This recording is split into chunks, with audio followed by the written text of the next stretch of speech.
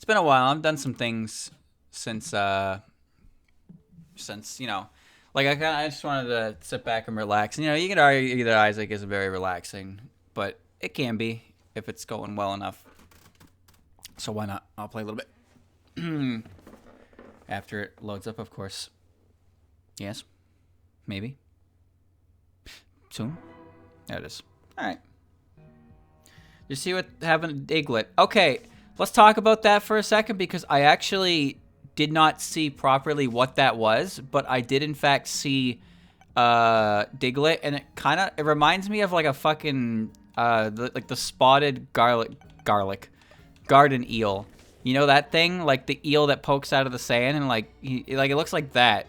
That's what it looked like to me anyway. Anyway, let's see what I gotta do with Big Fiend here. I think it's Beast, or did I do Beast? It's Hush and Lamb. Alright. So, chat, here's what I'm gonna do. I'm gonna play this, like, regularly, and I'm not gonna rush, and then I'm just gonna console command the blue key before Mom's Heart, because I don't really want to, I don't want to really rush for 30 minutes, because getting to Hush is somehow less fun than fighting Hush himself, and I'm not really in the mood to do that. So, yeah.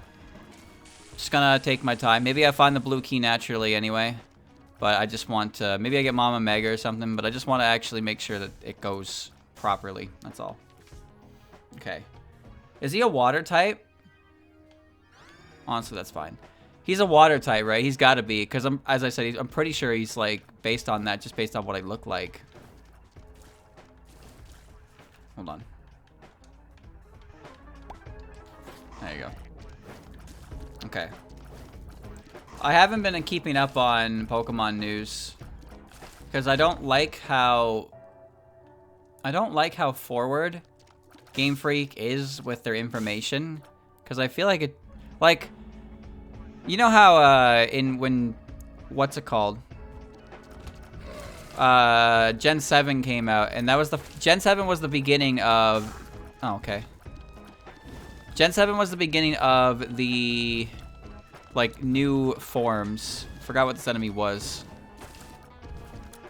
Oh, god damn it. And they showed off a bunch of them in, like, you know, Koto and whatnot. Like, oh, check this out. Like, check this Pokemon out. Yeah, it's a new form. And they kept doing that. Like, they just did not stop. And so when the game came out, I personally was thinking like, oh man, you see all those cool Alolan forms they showed off. I wonder what other forms are in the game that they didn't show off. And it was one. There was one Alolan form Pokemon in the game that hadn't been shown off officially through like pre-imagery, and that was Alolan Geodude. Every other Alolan form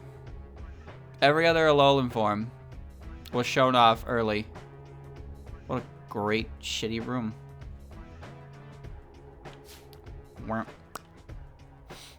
Okay. Alright. Water barrel, introduction. Okay. Alright. Okay. Interesting room. Very good. Like, I feel like one of the reasons why it's like that is because, as was everything, there's always a numerous amount of leaks and shit, right? So it kind of just felt like Game Freak looked at that and was like, ah, fuck this, and just gave us everything. So there wouldn't be anything to leak anymore. That's what it felt like to me, anyway. Ugh. And on one hand, I mean, that's I guess that's great for some people, but being, you know, self-spoiling and all that, it's kind of a shame. Oh, I like this item, but I don't have a trinket. So this is something. It gives you 2 soul hearts, and it's a gulp pill as well. But I don't have a trinket. What a shame.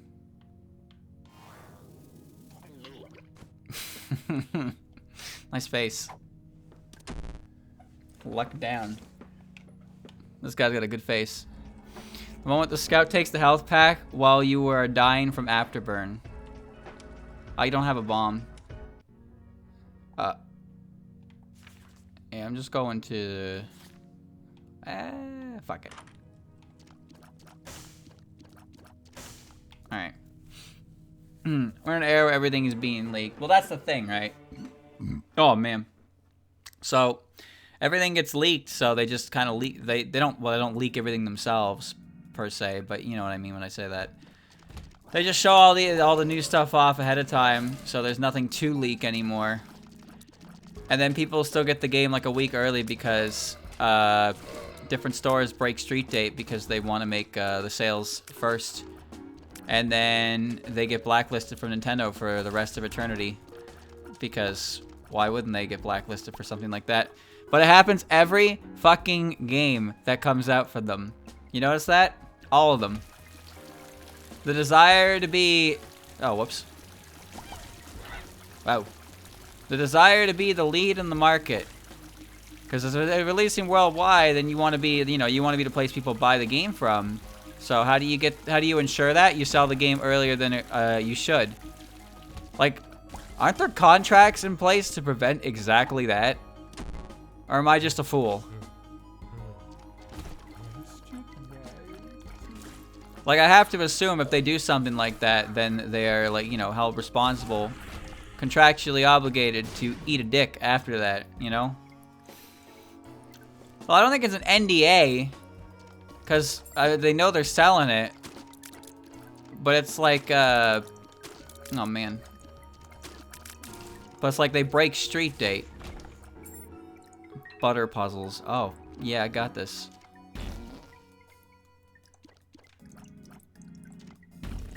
Brilliant. Fucking brilliant, mate. Brilliant. This has been such a good run, the way I've gotten, anything.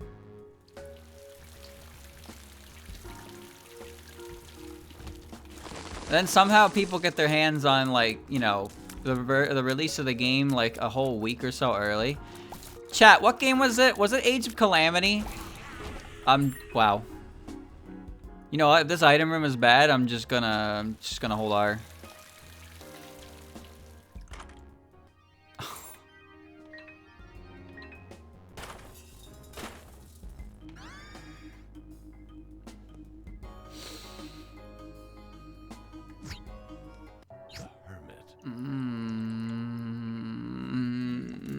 No.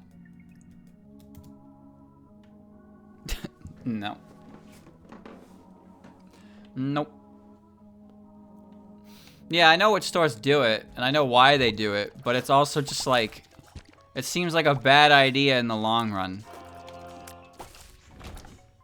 Whoop. Let me just hit that R key real quick. Alright, no more R key. That's fine. That's perfectly fine. And there's a library up there too. It's perfect.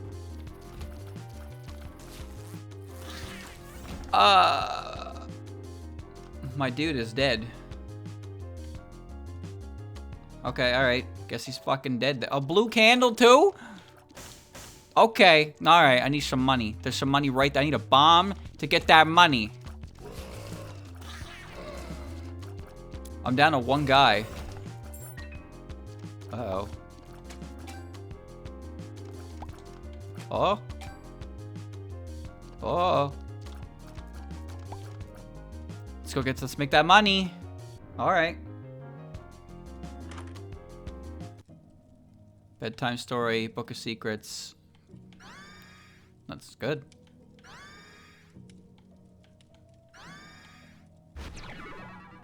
There's the secret rooms, but I don't have a bomb. Now I got bookworm. Kind of want the candle though, so it doesn't matter which one I keep. I want that, but I need a bomb. If I can get a bomb, I can get the secret room and... I can get the secret room and the money, and then I can go buy the candle, and everything's coming up Millhouse. I just need a... Now I need a key. I need a key. Oh, God. Uh-oh. Yes. Yes. Oh, baby, it's game time. All right. Perfect placement right here. Right here. Right here. Oh, my God. All right. I'll be right back. After I get this. Da-ding. Sizzle, baby. Sizzle. All right, I got what I needed.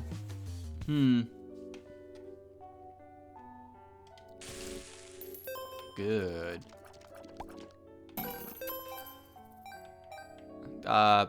Sure. This is good. Yeah, look at this. Wow.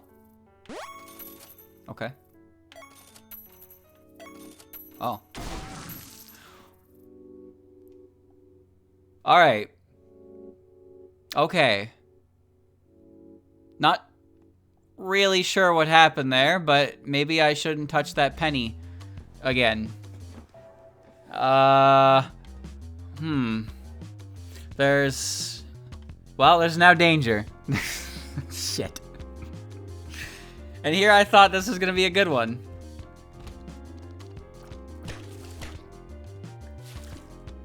Nope. Get that away from me. I gotta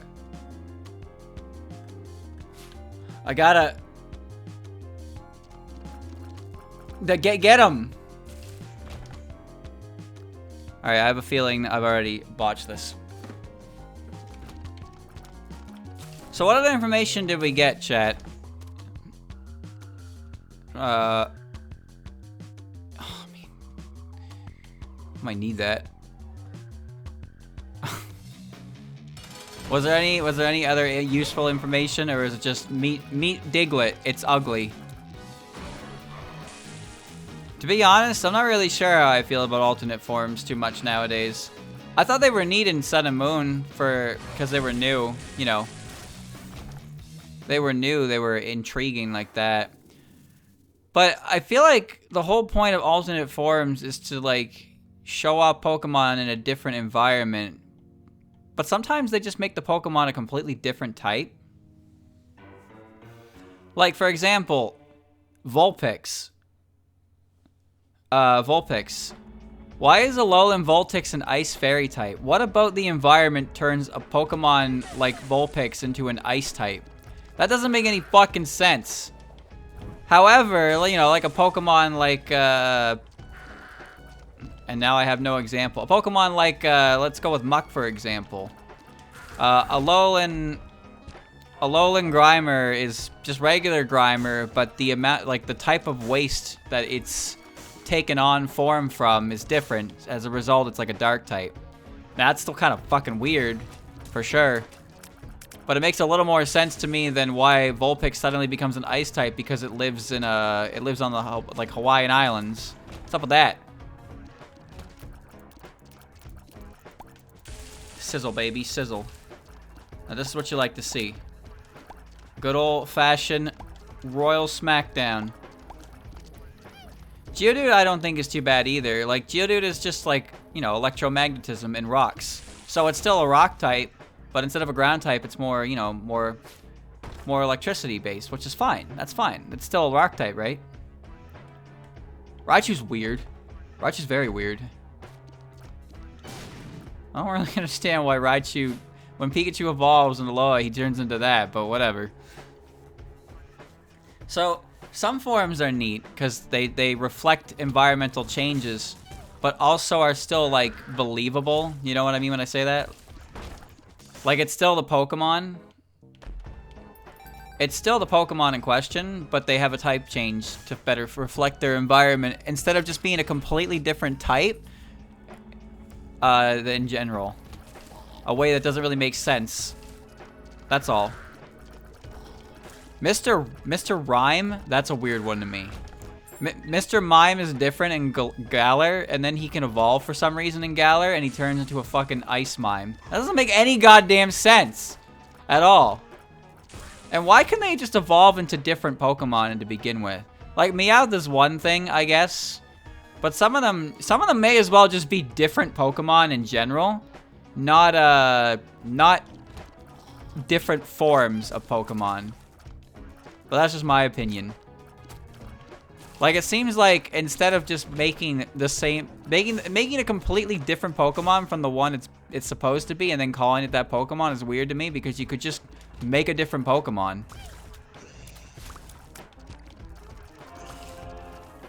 Like, why bother making an Ice Fairy type?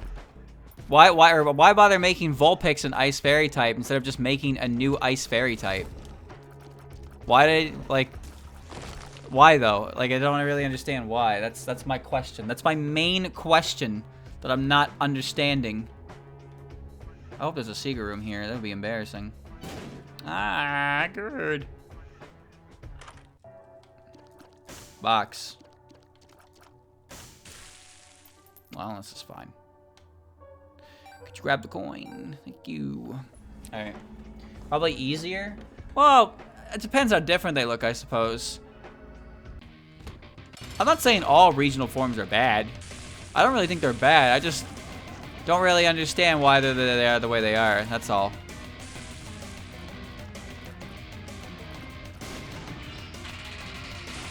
Like, I like Vulpix. I like Alolan Ninetales. I do. I don't have any problems with it. I just wonder why Alolan Vulpix isn't its own Pokemon. Spawns 1 to 2. Ugh, so good.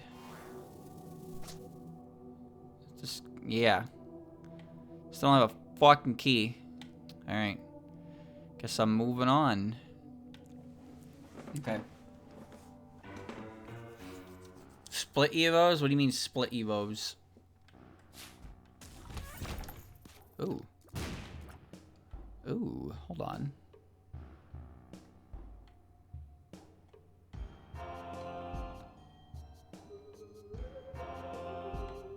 Okay, alright, now we're back in business. There you go, look at that.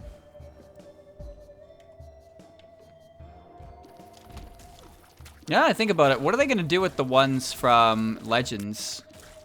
Do you think those Pokemon count as, like, real Pokemon? Soul of the Keeper. I know that's a little weird to say, but you know what I mean when I say that, right? Like, there are also alternate forms in Arceus. On top of our alternate forms, there's also whole new evolutions, like Ursaluna and fucking Cleaver. Which, fuck that. I hate Cleaver. I hate it. I hate Cleaver! That game is weird, I suppose. I'm not really sure how it's gonna work. Because I don't think the Pokemon are just gonna be readily available. But surely they wouldn't make new Pokemon and not allow people to, like, send them to the new game, right? So I don't really know what's going on with that. I didn't even see them all. Because there were more than just that. There was like a Quillfish that was like a poison dark type or something.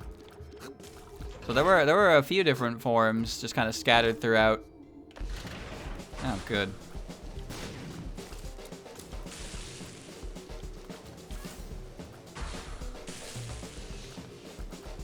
I wonder, because, like, I don't really know their stats. I know that you can get them as Pokemon in that game, but, like, I don't think Arceus, Legends Arceus is not a good scale to tell how good a Pokemon is in a battle setting. That's all. Wow, that's just not good. I just don't think it's a good scale to judge whether or not something is viable to be used in battle. You'd have to look at a lot of different aspects to be sure on that. Well, alright. The new Zoroarks in the new games? I never saw that thing. I know what it is though. It's the one that people dislike. And not when I say people, I mean like the people in universe. Not the consumers. The consumers love it. Why? You know why. Come on now. I'm not gonna spell it out for you. Dingle nuts. AWAS. Oh, watch this, chat. If you put this on a decorative tile, it always turns into a crawl space. What's a decorative tile? This stick right here. AWAS. Ta-da! Oh. How are you gonna get that item? I don't know. How am I gonna get that item? What?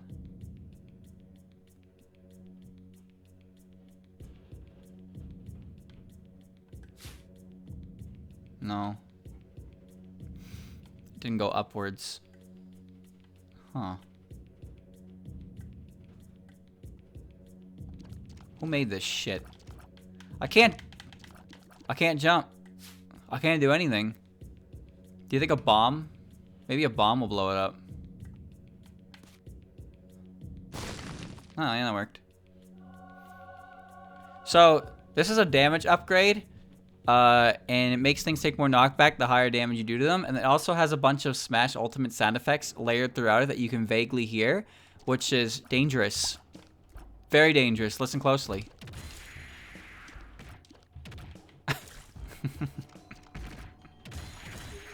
Yes. Alright. Need to be careful of that. Nope. Oh, goody.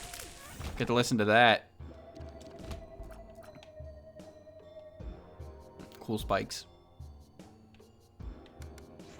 Alright. It's a Smash trophy. From the hit game Smashing Brothers. Yes, good. I knew it. Oh my god, what a room. I can't grab those, but... Wow. Nice. Why do I have 80 coins? What the fuck? Okay, alright, sorry. I didn't even notice that. I've never seen this enemy before. They did surgery on a grape. Good. Good name. Good name for this room. Yeah.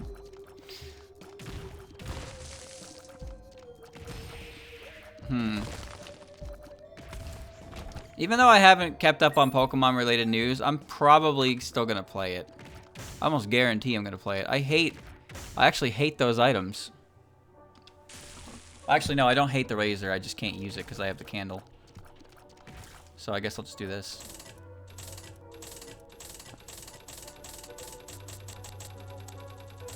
Cool. Option sucks. That option's fucking sucks. I hate that one. Okay. I prefer to play the games I'm interested in with as little information as, like, humanly possible. And Game Freak likes to make that a challenge a lot of the time. Arawak, it's pretty good. Snow globe. Right, this goofy item. Nah, I'm not fucking with that. I know what that one does. Keeping my candle. So, you know, I'm obviously seeing, like, new forms of Pokemon because they're really popular and they end up showing up a lot. A lot of people like to make art of those, and I'm not really going to say, like, oh, I don't want to see that kind of deal, right? Because it's cool. It's cool to see new Pokemon, but a lot of the finer details that they've been showing off, I haven't really looked into. I am curious about how the state of the game is going to be, though, because of how little they are. How little they are, actually, like, or at least from what I've seen. Chat, have they shown off anything related to, like, the additional quests? Like, I remember in the trailer that I watched, Raggedy Andy, this guy just sucks ass. Yeah, it's a good room name. This is a really good room name. Like, I know there's 3 different things you do. There's obviously the age-old trial of get the gym badges.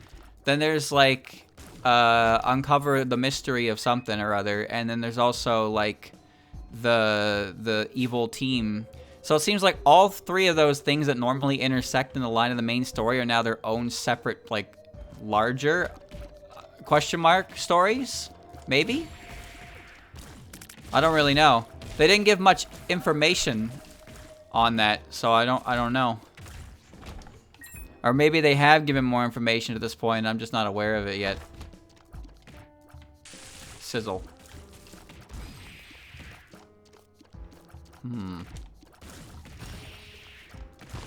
Nice. Perfect.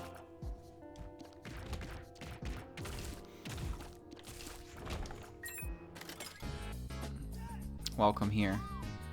Yeah! 1 coin, 1 try. I see. Okay. I'll give it a shot. Nah, I think it's fine. It depends how, like, evil we're talking for the evil team. Because, like, The evil team has been the same the last, like, 3 fucking games in a row now. Or at least this will make the 3rd game.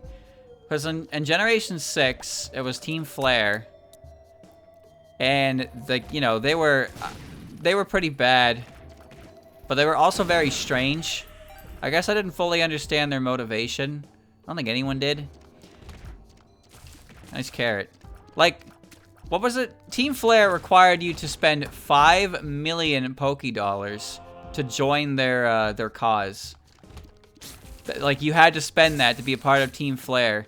But what was Team Flare, like, about, exactly? Like, no, I know... I know what, what do you call it? I know what what Lysander wanted, right? I know what he wanted. But what was it that Team Flare was getting out of, like, helping him? Now, it's not like he necessarily told them the truth. It's hard to say, because as we know, Cyrus didn't tell any of his subordinates anything about what he actually wanted. He fed them all bullshit. And as we know as well with Getsus is another case of, oh, that's what that fairy does. Fairy, fly. Getsus fed them all bullshit as well. For his own merits. $3 bill. Yeah, sure. Fuck me up, dude. They wanted to make the world beautiful or something. Were they aware that Lysander was going to completely remove Pokemon from existence? They robbed a Pokeball factory. They were like a Master Ball. And then they were gonna, like, ew. Cool creature. He was just gonna destroy all Pokemon. Why are you crying? Pokemon will cease to exist. Like, alright, dude. Check this. Ba-boom.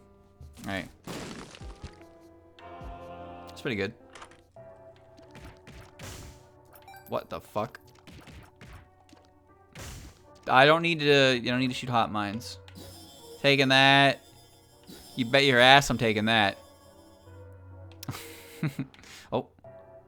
Whoosh. Nice. So yeah, like, what exactly was Team Flare's goal? You know, they had a cafe in the middle of Lumiose that was all red, that had their secret base. Honestly, I'm surprised they got away with the shit they did, because they were not very inconspicuous at all. Like, I remember when I first saw Lysander, I was like, oh, that's definitely the bad guy. Like, that guy is very, very obviously going to show up at the end and be like, you're the boss of Evil Team? There was, like, 0 chance that he wasn't. Like, I don't even remember what he said, but I know he said something that was so, like, wow, that is definitely, like, foreboding. Though that's the level of foreboding that you would only see from a guy who's going to come back later in the story and be like, haha, I was the leader the whole time, as if I couldn't fucking see it. It was too obvious. It was way too obvious. Yeah, fuck it, I'll try. Ugh.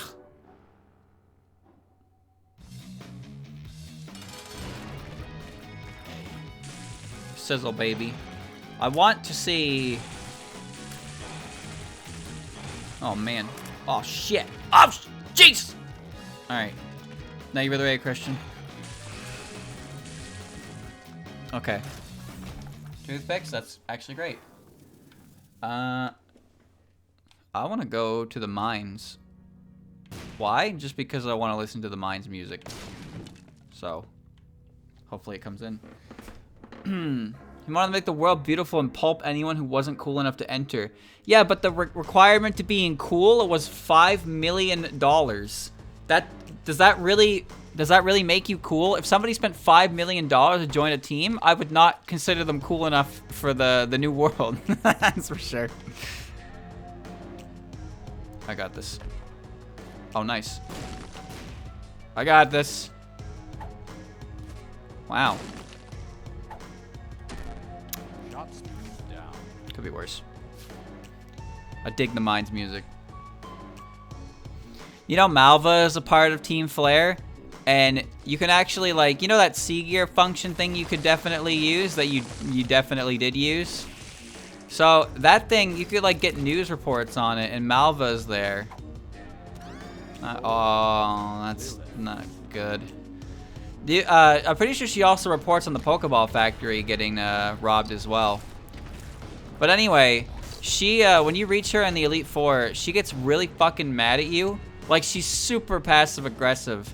Not even that passive about it. She's absolutely pissed off at you for like destroying Team Flare. And you know, like, it's like she doesn't even realize what the fuck was happening or something. I seriously don't understand why she's so mad. Like, I can't believe you did that. Why did you ruin Team Flare? It's like, bro, your boss was trying to, like, genocide Pokemon. Like, was this not clear to you? And she has the audacity to get mad at me? There's just no way, alright? There's just no fucking way. Swipe. I know what this does, by the way. It's a D8 that costs bombs. So, I'm not gonna bother with it. Sizzle. Goodbye. Swoop. Nice. Okay.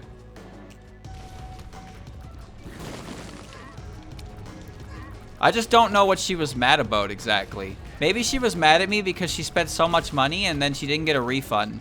I'd be pretty pissed too in that case. So maybe I can't blame her too much. But she's like she's a fucking celebrity. So, like, she's not hurting on money, greedy bitch. But yeah, she's not a very, not a great character, that's for sure. She's just really mad at the player character for destroying Team Flare. Completely ignoring everything that Team Flare was going to do because, I mean, why bother when you can just be mad? Stupid idiot. The other Elite Four are fine. I like Seabold. I like Draznite. I like Wickstrom. They're cool. But Malva? Fuck her. Stupid idiot. Trying to make me feel bad for destroying the man who wanted to genocide Pokemon. Like, alright, fuckhead. Wasn't she part of it? Yeah, she was.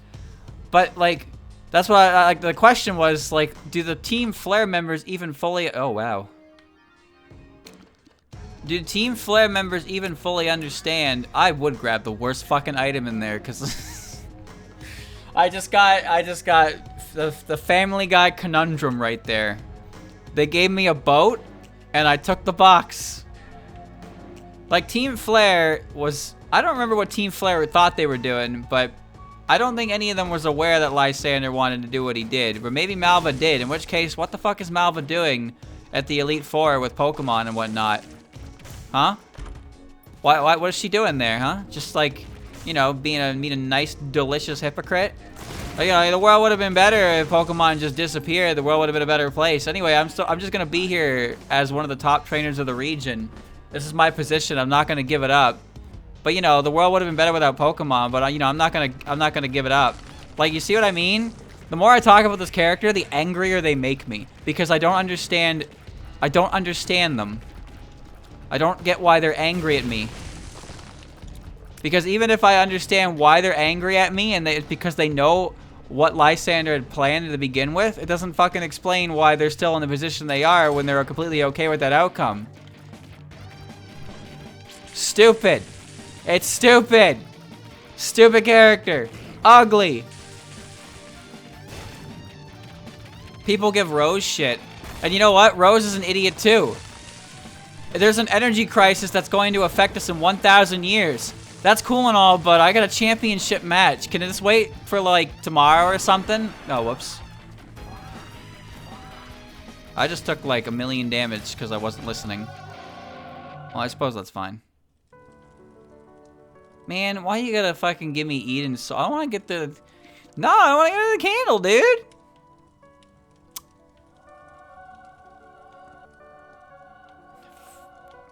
Bastard. Alright. Dun dun dun dun dun dun dun dun. Alright, I'm gonna go back for the thingies. I could still go lamb from this path. It's just there's additional shops. There's one additional shop I can take if and treasure room if I go all path. So I'd like to do that. That's all. How much are you getting paid to be in an Elite Four? Well, why wouldn't you be getting paid a lot, though, right? Think about it. What do the Elite Four stand for? They are the strongest trainers in the entire region. And Pokemon battling is a huge thing, right? So obviously, if you are to take up a role where, you know, you're in that position, you're obviously a celebrity. So, you know, like, think of the anime, for example. The anime has all kinds of things for trainers as well. It's not like every single Elite Four member doesn't have a side hustle, right? Like, even the Gen 6 champion herself, Diantha, she's a movie star, right? Cynthia's an archaeologist. Wallace is... Steven collects rare stones. Lance... Anyway, fuck, okay, not all of them. But Seabold is like a, you know, he's a super chef, so there's that. I'm not really sure what Wickstrom's doing. What the hell? GMO Penny. Chance to take a random pill when picking up a coin. Sure.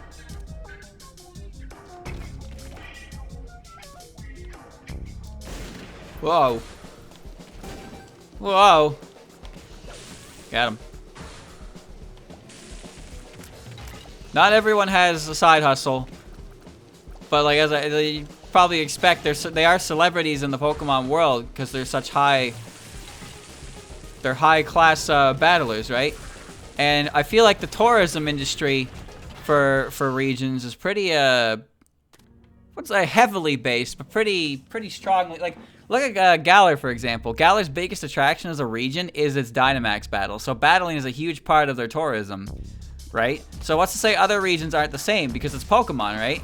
The big thing in Pokemon is everybody battles, so professional battling is like a massive sport. Even in the anime, you collect the badges so you can participate in this great, huge tournament, right? So like everybody, like, all the trainers want to do that. So there's obviously, like, it's obviously something you can do. It's obviously something you can do to make a livelihood. Well, that was weird.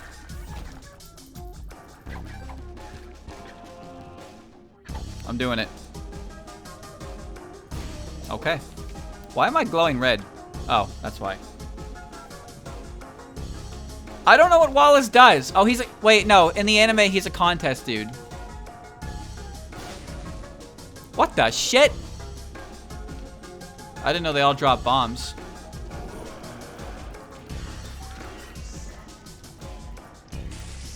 Thank you for fucking dunce cap tears on this room. Wallace is like a professional contest dude in the anime.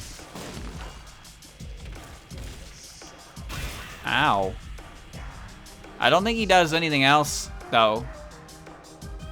Steven's the son of a CEO, so, you know, his future's pretty secured.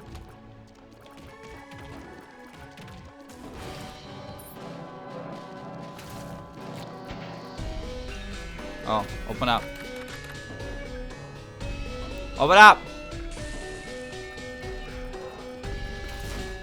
Good. What? Good. Oh, it eats the pill. Okay, I see. He's a pretty boy. He's a pretty boy. Woo!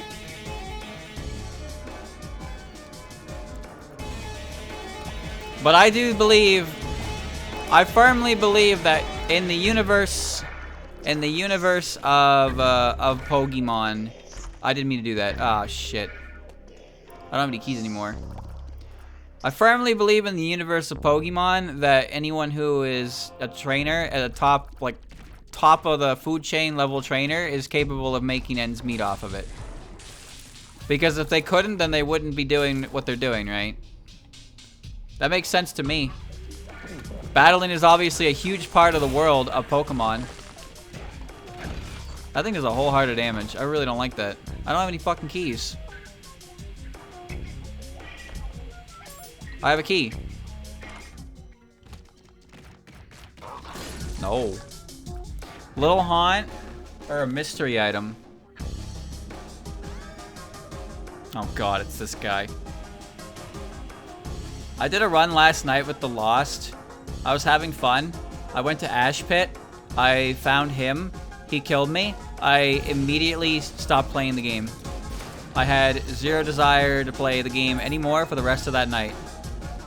It's pretty impressive how effective that boss was at making me turn the game off. It's a good boss.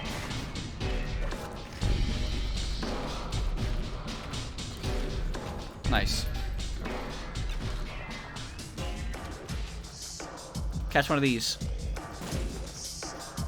Those shiny rocks shoot shit at you when you blow them up, if you're wondering. Yeah, like that. Good. Alright. A little late for this. Okay. Okay. What? Wow! Potato peeler. No. I don't need to know how the economy works in Pokemon. Because look at Jesse and James, alright? Now, anime logic and game logic obviously don't always go hand in hand. There are some moves you never see in the anime because they just don't work. Soul of Lazarus. Isaac fucking dies.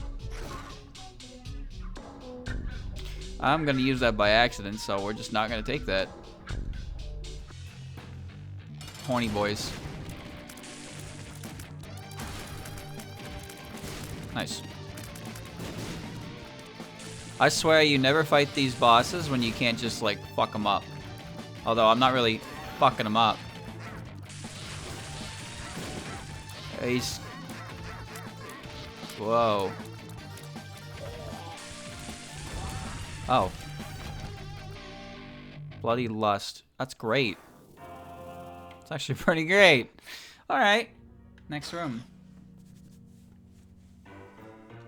Team Rocket in the anime always seems to have enough money for giant robots between every episode. Not only that, they also have enough money to constantly wear different outfits and disguises alongside them. So they can put on these like $1,000 performances and then have a giant fucking robot to boot. And apparently they can never seem to be able to afford one or the other in terms of what the resistance they are. So like when Jesse and James get a machine that's Pikachu proof, it's not resistant to any other element in existence. And then the next episode, they're like, haha, we're fireproof. And like, yeah, so what happens is Pikachu gets captured. Pikachu used Thunderbolt, haha, you can't do that. And then Charmander used Flamethrower, and then Charmander's like, you know, Charmander carries the day. And they're like, fuck, we couldn't afford fireproofing with electricity proofing. And so the next episode they show up and they got a new mech and they capture Charmander and it's like, haha, it's heat-proof, dumbass. And then Pikachu used Thunderbolt and they're like, oh wait, we didn't get the electricity proofing this time. Like, what the fuck do you mean you didn't get the electricity proofing this time? Isn't the whole point to capture Pikachu?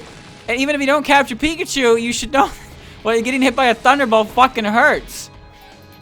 How are you spending the huge ass, all that money, that massive budget of yours on these robots and you can't afford fireproofing and electricity proofing? Oh, this is great. Die. Black feather. That's not the filigree feather. I don't have an evil item. Oh wait, now I know why I dropped Bloody Lust, because I have the fucking chaos. I just remembered what that was. Well, how much money does it cost to, like, fireproof something, right? How much money does it cost? Because obviously they can afford the giant fucking robot. Oh, that's a... Rerolls. Okay, yeah, that's great. I'm gonna go bring that somewhere, because this is a reroll with chaos built in, but chaos is already in effect, so I don't really know what it's gonna do. No. What are you laughing at?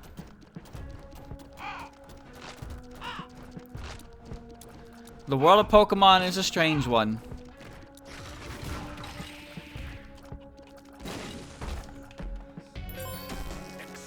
No, no, no, no, no. I'd say the strangest thing about it, probably how ridiculously capable Jesse and James are in any situation that doesn't involve Ash himself.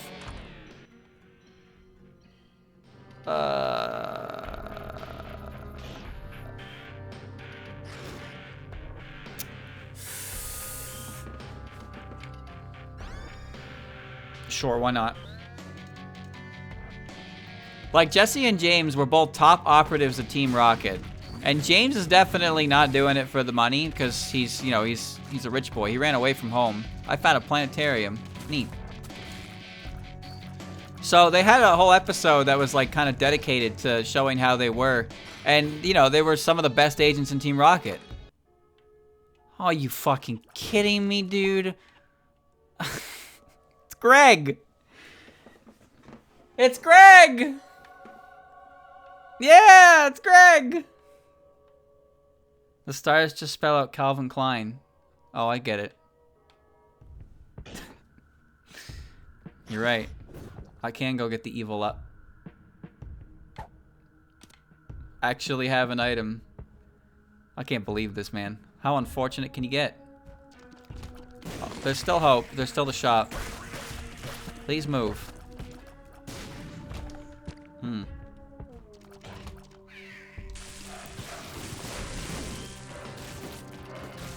Like, in the entirety of Generation 5, Jesse and James were, like, doing their own thing for Team Rocket, and they were succeeding quite, you know, they were really succeeding. They were very competent. And then as soon as Ash gets involved in the fray, and it's just like, it's back to being whatever that is. And, you know, I get it, cartoon, Saturday morning cartoon. I get it, why it has to be that way, but it's such a shame that we constantly see how good they are at their job in any situation that doesn't involve the main character. And it's not like Team Rocket's like a boring set of characters either. Now, there are characters who show up almost every single episode. Oh. Actually, yeah, I would like that. Thanks. There are characters that show up every single episode.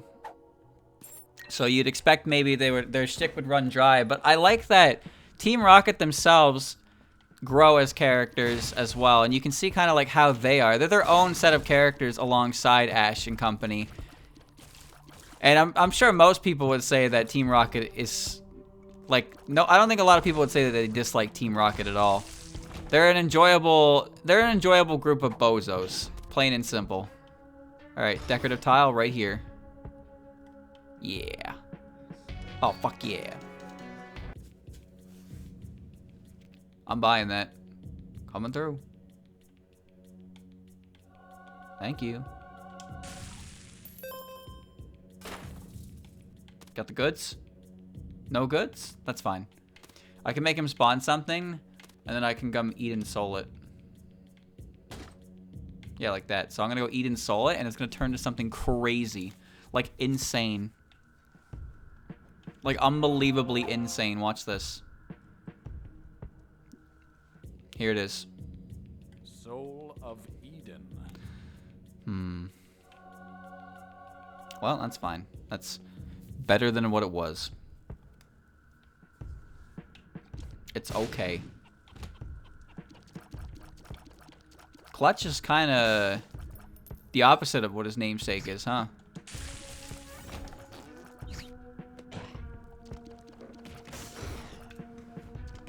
Oh. I appreciate Team Rocket because they're pretty interesting in their own right as characters. They have their own, like, things that go on. Oh, whoops.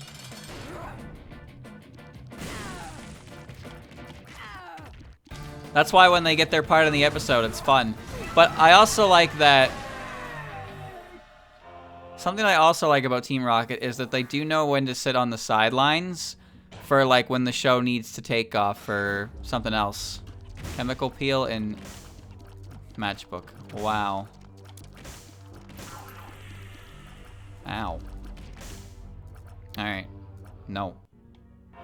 So, like, whenever Ash has to do like an actual league tournament thing, he you know, Team Rocket will be there. They'll be in the episode, but they'll be like running concession essentially. So they don't try any funny business, and they're still a part of the show. And you basically get to see how they make money. And that leads me to believe that the world of Pokemon is very well off, because Jesse and James can sell concessions at a tournament of that size for like a couple days, and they can afford giant robots for fucking weeks upon months. What? What? Oh. I just can't believe it. How much money are they making off of those sales that they can afford to do what they do? They always complain about not having enough like much money, but they always seem to have more than enough. I don't think I've been hit by that clutch shot yet. What was that? Strange tractor tears? Maybe? Yeah, the more I look at how my thing is, I don't say it's anything spectacular. The loadout's working. Not very much. Oh, I can help. Huh. Wait, no. No, I forgot how that worked. Oh, wow. Very, very fitting name for this room.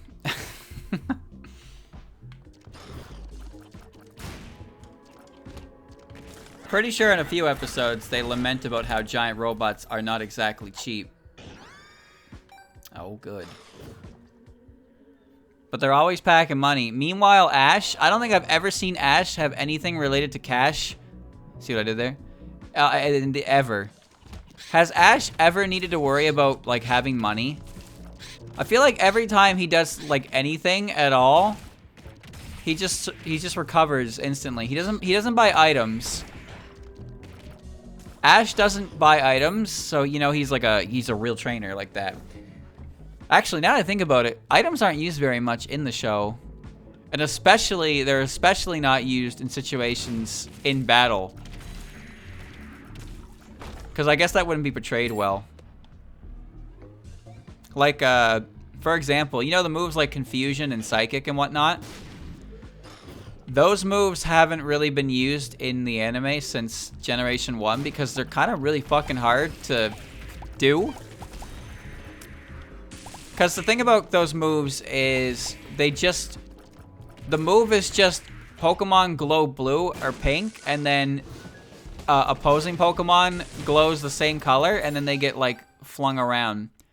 That's what ends up happening. So it's really not that interesting in a fight, because you can't really beat that. That's probably why they don't do it anymore. So you don't see a lot of moves like that come up in the anime. But also you don't see moments where it's like, oh shit, you hit my Pokemon. Time out! Time out! And then the trainer runs up to the Pokemon and like sprays him with a Hyper Potion. It's like, alright, we're good. We can go again. Like, you don't see that happening, right? God fucking damn it. My entire loadout is designed to destroy me. Greg is dead.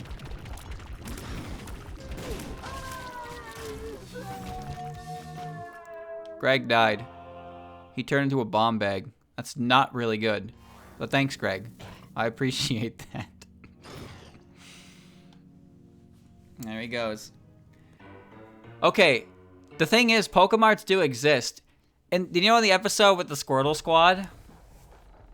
In the episode with the Squirtle Squad, Team Rocket has convinced the Squirtles that Ash and friends are bad.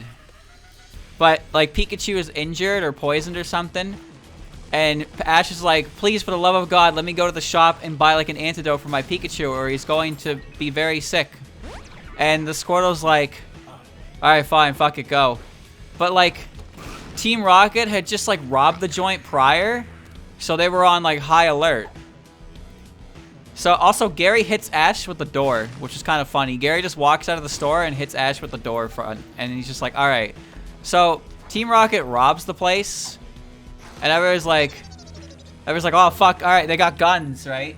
And then Ash shows up, he runs in, and he's like, I demand. Ash runs in, and he goes, I demand stuff. And then everyone in the shop immediately points a gun to his bitch ass. And he's just like, oh! I really thought that would work. Solve his Azel. It's fine. Oh, wrong way. God damn it.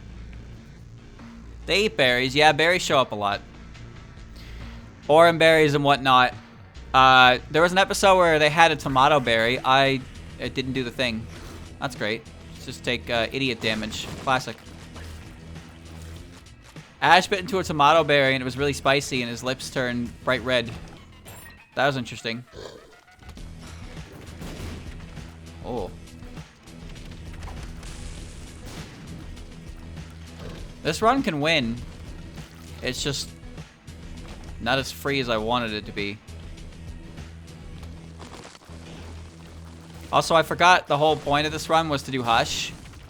But given how the loadout has been, it's not happening anyway. It's shit run. Pretty shit run.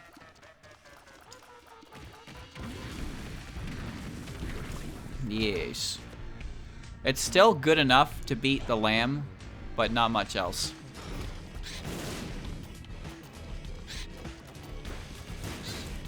Huh.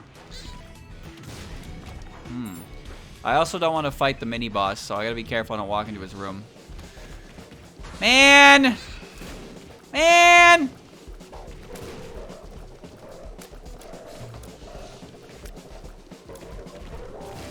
Yeah.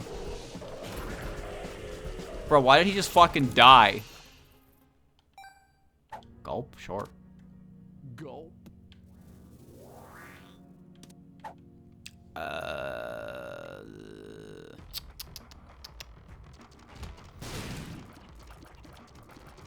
Some held items are seen on Pokemon, like they're actually wearing them. I can't think of any examples, though.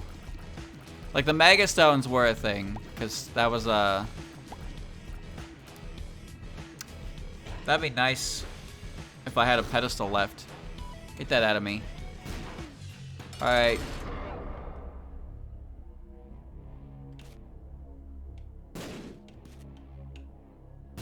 Hello?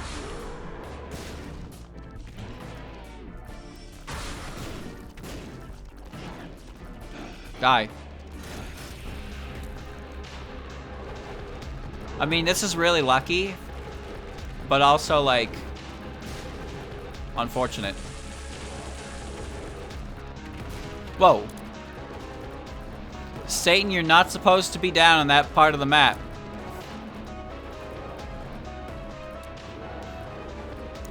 What, you're not dead? Oh, oh, oh, oh, oh. But that was nowhere near. I was on the scapegoat. I walked to the fucking scapegoat.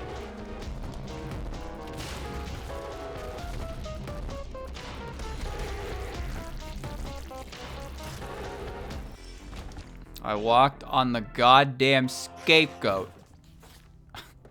And got hit. Alright. Now the real fun begins. Where's Abaddon? Ceremonial robes. Wait, I forgot. It's chaos, so it's deadly dose. Cyanide pills can appear, which provides a risky all stats up. Yeah, that's yeah. I deserve this, I suppose. I don't know what I did, but I deserve it. And it's this fucker again. And he's... Yep. Bro, he really just died. Alright. Oh, that's good, that's good, that's good.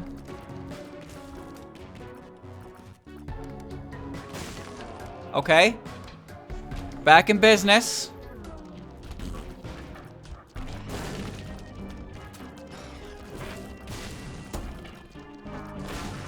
That's bullshit, but okay.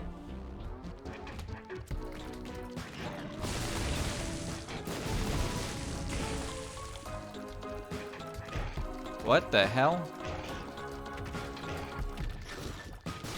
Get him. Okay.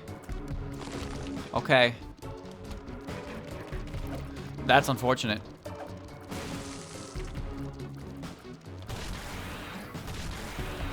Die? Thank you. Alright, I went the complete wrong way. It's alright. Happens to the best of us.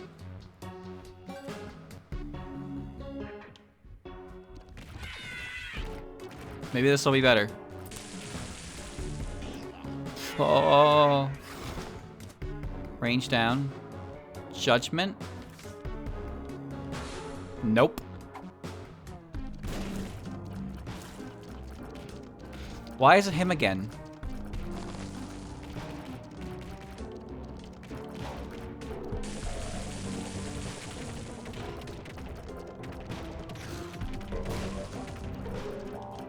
Why? Okay. He does not like explosion damage, clearly. The map? Oh my god, dude. Never lucky. Alright. Time for the long, long haul. Throw it! I can't because I'm in the fucking purple shit. No, no, no, no, no. No, no, no. Okay.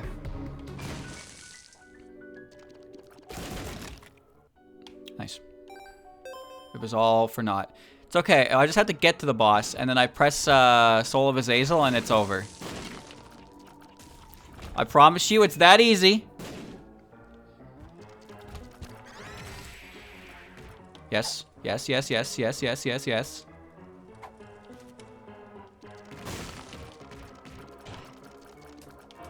Nope. That's good. Can't grab that. Alright. Why does it say there's a rune in here? Oh, whatever.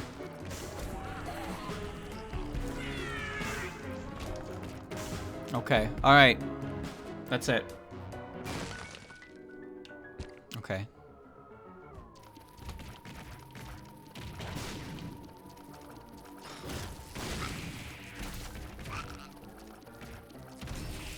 Done.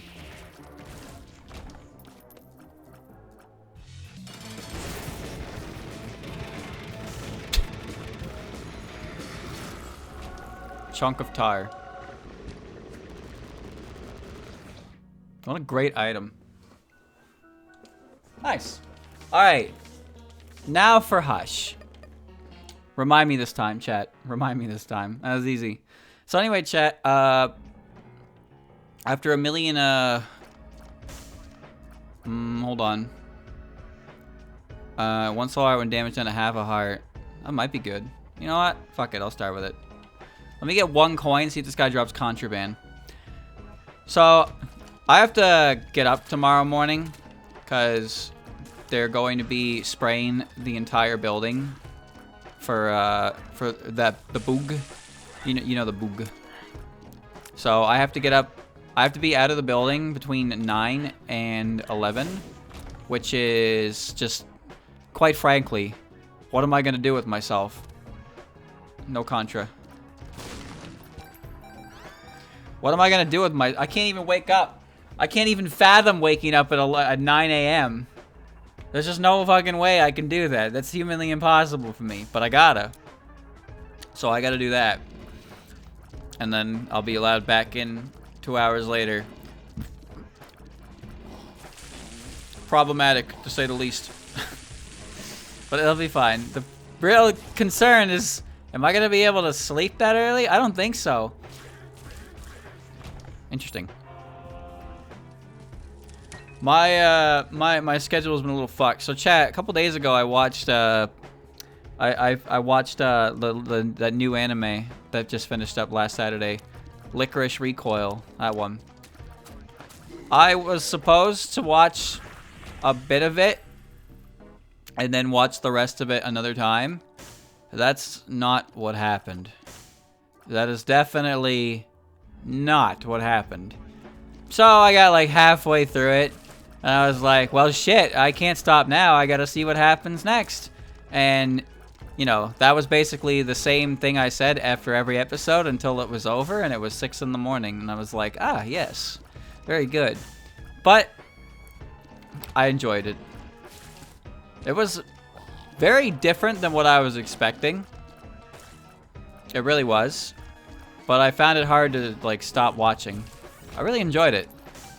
The performances for the characters were really good. Really well done. They were enjoyable. And, you know, it was some goofy, slightly dystopian, if you can consider it that, environment. This is that's a money rock. You know what? Yeah, give me that. Fuck yeah, give me that. Maybe I can get something to the shop after all. No, it was a good show. There's a lot you could say about it, but I'm not surprised at its popularity. I'm really not.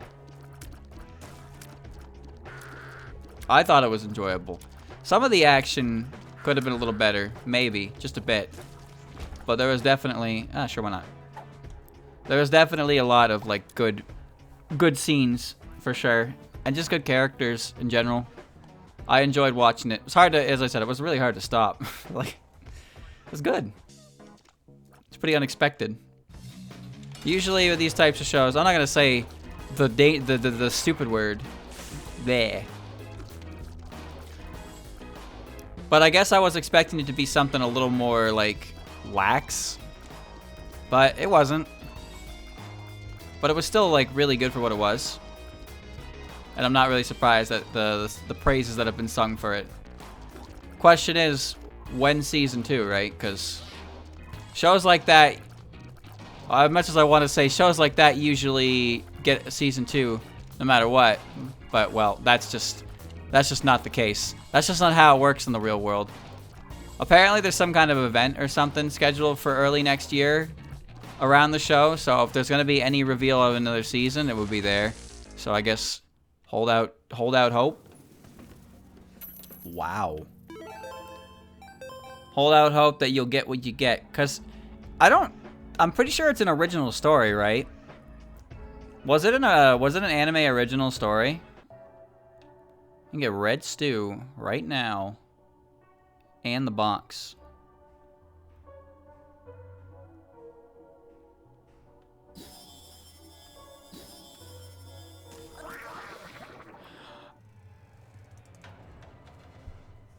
What? Alright. Okay. Alright. What the fuck was that? That wasn't fair. What kind of pants on head? What was that? Why'd I die?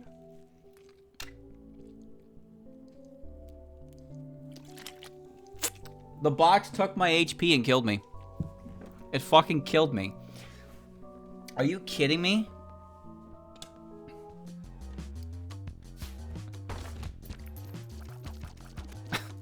I'm mad. I'm mad, man. Why did that happen? That one was gonna be fire.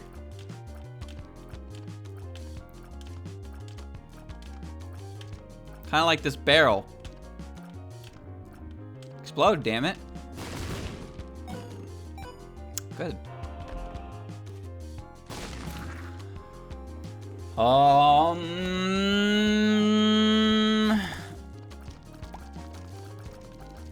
It's no problem. El Clasico. Yeah, and get a movie for a second season. We'll see. Ha ha ha. Well memed, my friend. Alright. Oh, that's good. Oh, that's also good. If I can get my hands on it. Oh, okay. Aside from that, chat, I've also been playing. So I finally set up the fruit. You know the one, the citrus fruit, for my Nintendo 3DS console, because I wanted to play Awakening again. And that's pretty much what I did all of yesterday. So I did, you know, I did my laundry and whatnot, but then I've been playing Fire Emblem Awakening again because I don't really know why. I just had a desire to play it again. And yeah, I'm still pretty bad at those games, even when I know exactly how the maps work because I played that game a few times. Thinking about doing other Fire Emblem games as well, but at the same time, probably not because I'm really not good at them. I just wanted to play Awakening again for the characters mostly. So that's what I've been doing for the last, like, I think I started playing yesterday at around 8 o'clock, and I stopped at near 4 because I just lost track of time. I definitely have accumulated 12 hours of playtime already. Whoa. It's a fun game. I enjoy it. I know it has its problems, but it's okay. It was like the first Fire Emblem game I played. I'm not even sure why. Maybe it's because the others were so fucking hard to get your hands on. But also, it was a pretty beginner-friendly experience of a game, that's for sure. Games that let you grind are my friends because tactics take a back seat to big numbers 99% of the time. And Awakening is one of those games where I can most definitely put tactics behind me. Oh, he spat out the things inside of it. I thought he was indicating what was in there. Well, I've learned something important today. That this pill sucks. I've always known this. I think Awakening was a lot of people's first Fire Emblem game. Because Fire Emblem as a series was not very well promoted, I don't think, by Nintendo. The first game to come out over here for us was on Game Boy Advance. And Sacred Stones was Game Boy Advance as well. And Fire Emblem 9 and 10 were GameCube and Wii, which they're really fucking rare games. So that's you know, that's the thing. And then I'm pretty sure Shadow Dragon was DS. And then the 12th game didn't even come out overseas. That was New Mystery of the Emblem. And then Awakening came out in English and it was a smash hit. Awakening saved Fire Emblem. It did it. But no, I played it. It was like my first, not my first tactics RPG because I played Super Robot Wars. And I like Super Robot Wars. I'm just, as I said, I'm really not good at those types of games. So the fact that Awakening had gave me the ability to just like, you know, grind. Which I didn't even really do in my first playthrough, necessarily. I wouldn't say I did none at all. I definitely fought like the Risens and stuff. You can't grab that as this character. Okay. Alright. Down we go. But the first time I played it, I did casual. And I quickly learned how much I don't want to play casual mode because I cannot handle a unit dying and having to restart an entire map because maps are not quick. Maps take time. Time that I did not want to spend redoing maps because I got a bad roll on a hit rate or I miscalculated distance from a fucking barbarian hooligan and he went and chopped my mage up real good. That's all. I didn't lose too many units. The first time it happened, you know, it wasn't a big deal, but I got stuck on Chapter 7 for a long time because I just couldn't stop Muriel from getting killed. Same with Sumia. Muriel and Sumia kept fucking dying. I was just like, I can't stop this. And then finally, I was doing really well. They were living. They were succeeding. And come like when there was like probably like 8 enemies left on the map. And one of them just got a cheeky shot, and Muriel went down. I was like, you know what? Fuck you, Muriel. And then I did not reload the game. Unfortunately, Gaius also died in that exchange, so I didn't get to play my first playthrough with Gaius, and he's one of my favorite characters, so that sucked. I didn't know it at the time. I even got Donald. I got Donald properly on my first playthrough, but I lost Gaius. I lost Muriel. That definitely wasn't the only one. Some characters I just straight up didn't use. So I didn't have all the units available. Like Cherche, for example. I didn't even really use her. A few of them definitely die. But the thing is, the characters that have children don't actually die, nor do the characters who are important to the story. They just retire, because there's kind of like a plot hole that happens when the mother dies before like confirmed to have the child, because the child like exists. They all exist from the future, and it's really fucking confusing is what it is. Because the whole thing is like they came back from the past, so like, and it's based on the support conversations and the S supports. But like, it's not exactly set in stone when conceivement has been, been done. Conceivement, we don't know when it was done, but we know that it's gonna happen because they had a kid, which means everybody who goes into an S support does in fact do the nasty at least once at some point between then and that future to have a child. Alright, now, thank you for listening. Now here's where it gets strange. So, chat, how old is Lucina? Now, this is a very important question because I've been trying to figure it out for a while now, and by my like calculations, Lucina is like 10 years old. And that's concerning. Now, I'm almost positive she's not actually 10 years old, but I'm trying to figure out how it works. So let me explain. So, Lucina comes from the future, right? Lucina states that she comes from a future 10 years from now. 10 years from now is when she is, that's where she's from. So, but the thing is, Lucina herself isn't born until like this year.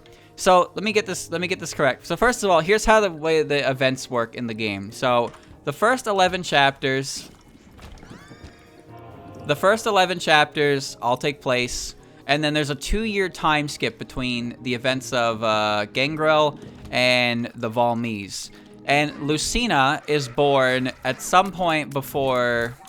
Lucina is born some point before, like, when after Gangrel. But since she's clearly a babu, she can't be any older than, like, 1 year old. But even then, the max age she could be is 2, right? If she was born before that time skip.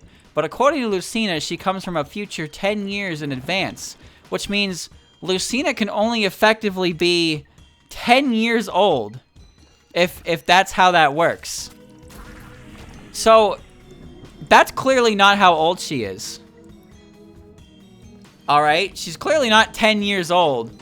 But I'm trying to figure out how the fuck this works for everyone else as well.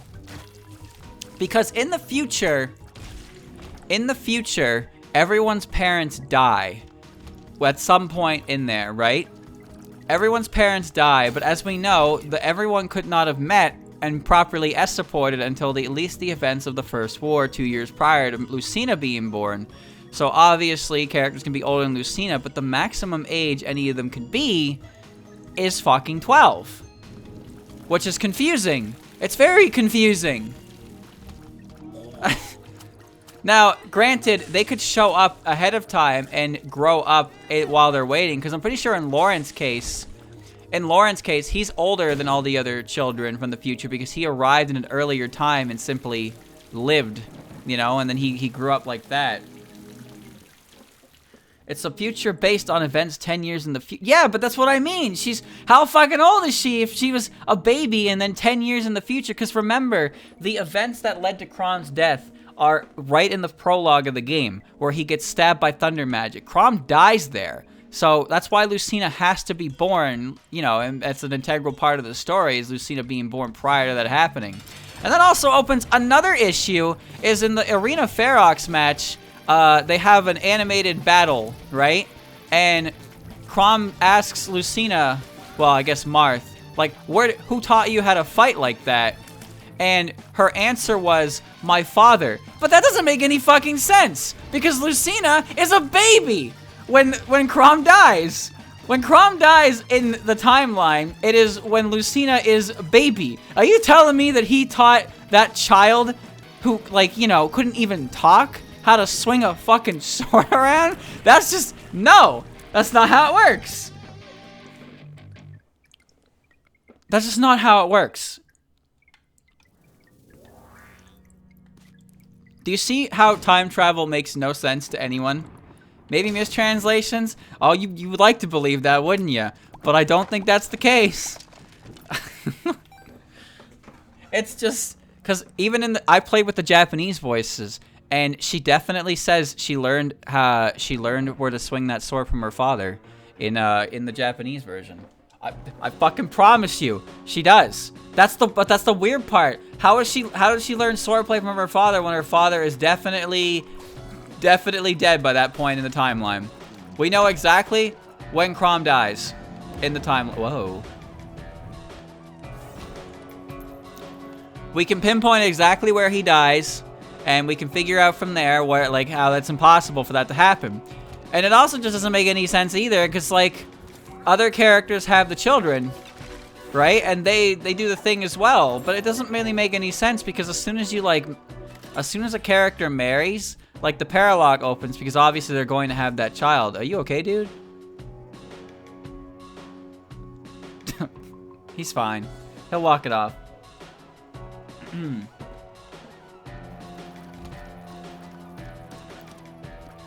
In everyone's future, all of the parents, everybody is dead. Taking enemy damage drops, no. Oh, great. All of the characters in the game are dead, except for the children of the future. So that means every child was born at some period, as I said earlier, before, like, Chrom, like, even if, like, before Chrom dies, or even after Chrom dies, everybody goes to war, and they all meet their end. Oh, shit. They all meet their end. And these kids grew up the way they did, and they're still somehow as old as they are, and it just... Are you fucking serious? Whatever. Whatever. Man. No one can ever write a cohesive time travel story because time travel is stupid and dumb. Whoa. Whoa. Whoa. Grotto Beast. Summon a Charm Fiend Folio Beast. Grotto Beast. Rare. I've never seen that enemy before. Oh, you're dead. Oh, he lived! Oh, he's dead. Man. Well, I suppose that's fine. Room bag, sure. Time travel shenanigans, man. It's all bullshit. So, you know, I was just scratching my brain a little bit on how this all worked, and I came to the conclusion that it doesn't make any fucking sense. Oh, he's got like a bunch of cigarettes in his mouth. You know, like the spy. When he says gentleman. You know that one? Ow. It's hard to keep track of everything, and I don't fully understand how it works, but I also don't understand character ages either, because it doesn't make any sense to me. But I feel like the less I think about that, the happier I will be, because ignorance is bliss. I just have to accept the fact that Lucina is from the future, and she is of age, despite the time being completely incorrect for that to happen. Because here's another thing, chat. You could say, oh, it's because she arrived early in the future and like grew up as a result of that, but that's not true either because we actually get to see the exact moment where Lucina shows up in the timeline, and that's at the start of like chapter 2. So we know exactly what she looks like when she shows up, so it's even more confusing. It doesn't make sense. It doesn't work. It doesn't work. It doesn't work. It doesn't work. It doesn't work. It doesn't work. It doesn't work. It doesn't work. All right. None of it actually works.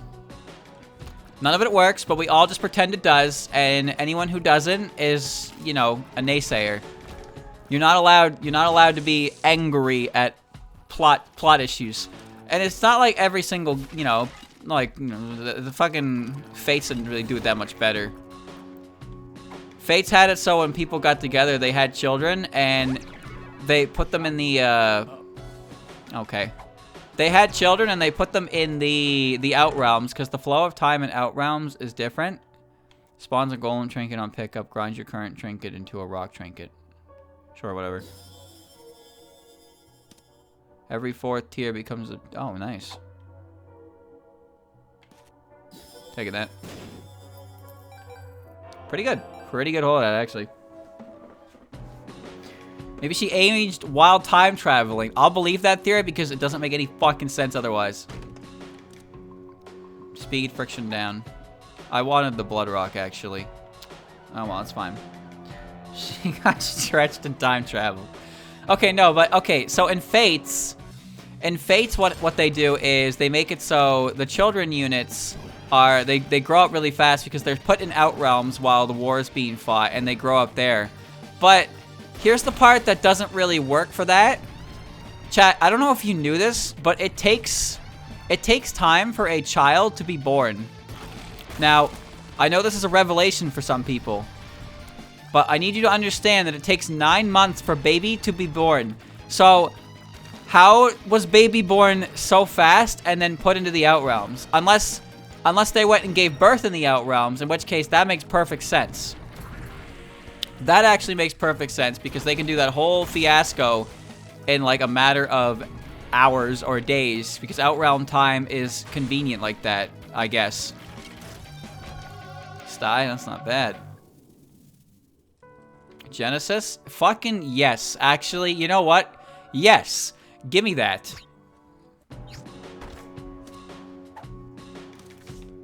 Hierophant? Fuck yeah.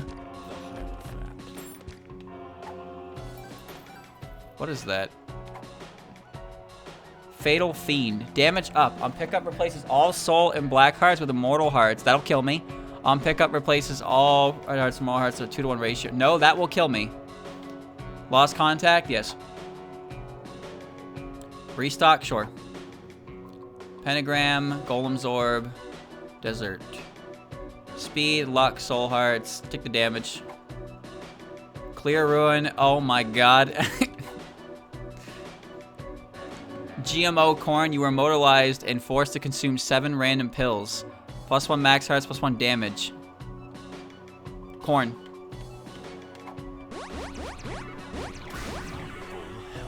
All good. I think. Wire coat hanger. Sure thing. Cracked orb. What's this? Pet rock. Pet rock familiar that can be pushed around and blocks shots. Fills pits when pushed into them. Chat, what do you think? Do I get the cool axe or a pet rock? I mean, it's a cool axe. Fires a piercing axe towards the closest enemy. The axe boomerangs back shortly at or a pet rock.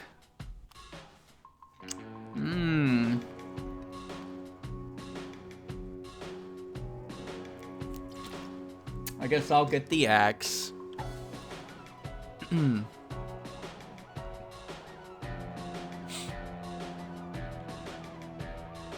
Fuck. Mega tears.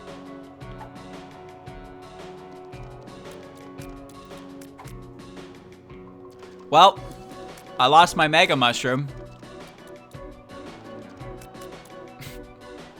It's fine. The rest of my items are good. I also swallowed my safety scissor trinket, so I won't have to deal with troll bombs anymore. And the winner is Rocky!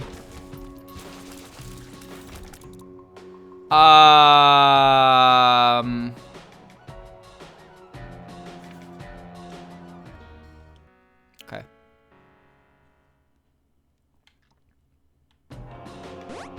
Oh, nice.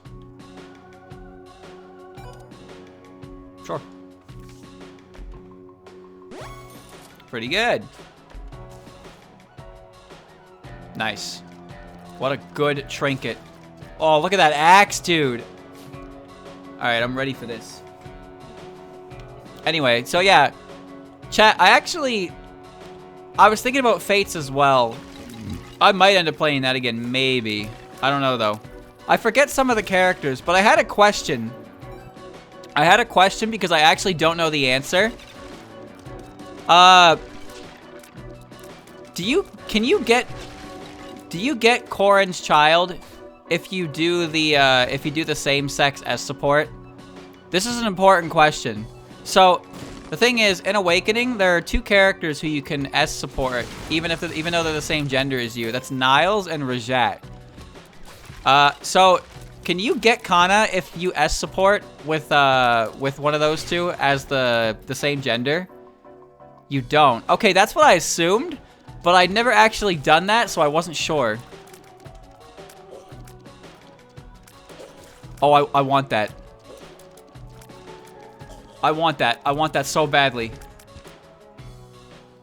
On hit, pull out an M90, causing your next shot to be a fast, piercing bullet that does 3.5 damage to self-knockback. Bro, I want that. But I can't get that without flight. Chat, I'm getting it. I'm cheating myself a Hanged Man card. Give item. It's one of the K cards. Looking for Hanged Man. Hanged Man, Hanged Man. Hanged Man.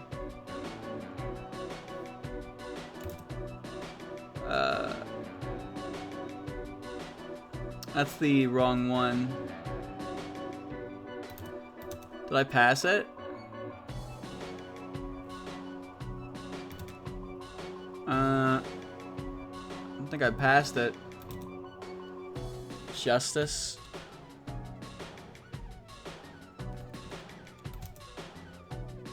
Zero? No. Wheel of Fortune. No, where is it? There it is. K13.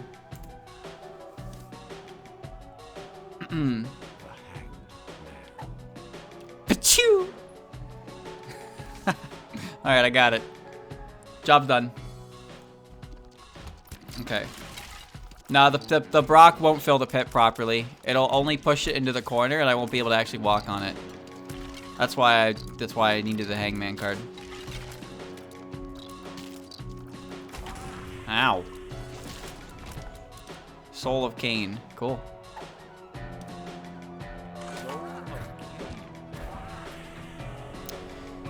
Bro!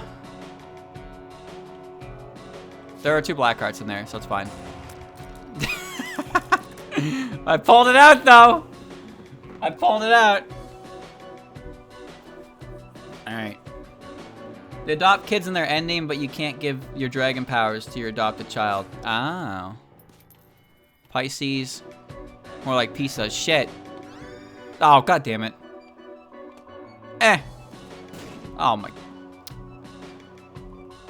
Okay. Speaking of that, though, chat. Why? Why are 6 of the characters in Fates just characters from Awakening? Now, to be fair to Owain and Severa and Inigo, they actually had a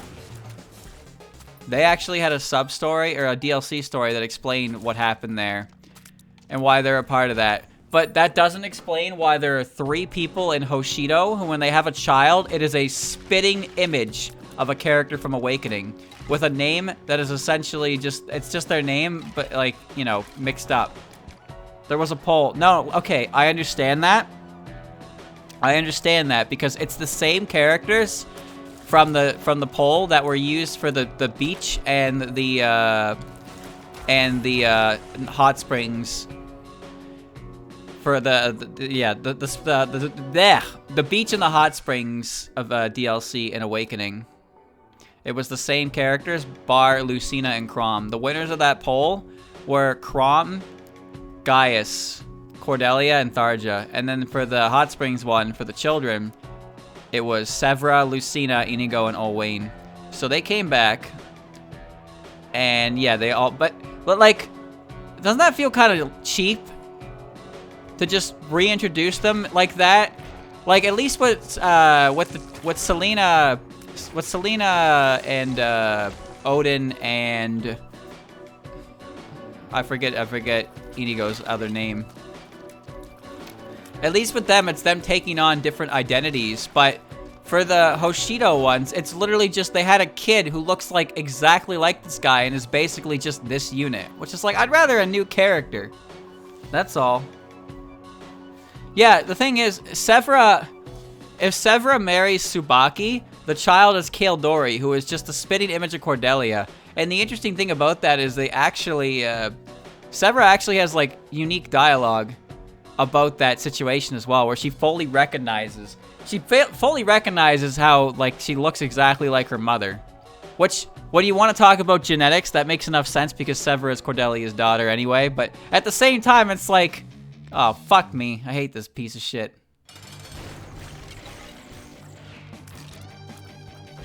Nope.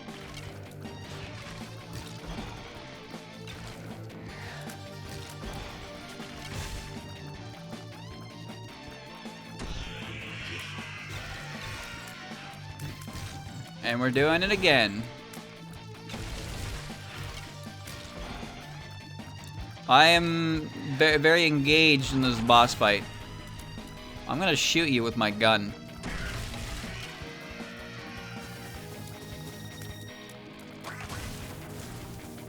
Hit me again. Hit me again, asshole. A deviled egg. Deviled egg. +2 immortal hearts. Tears up. I'll come back for that. Man, you suck. What is this shit? Alright. Does this even do anything?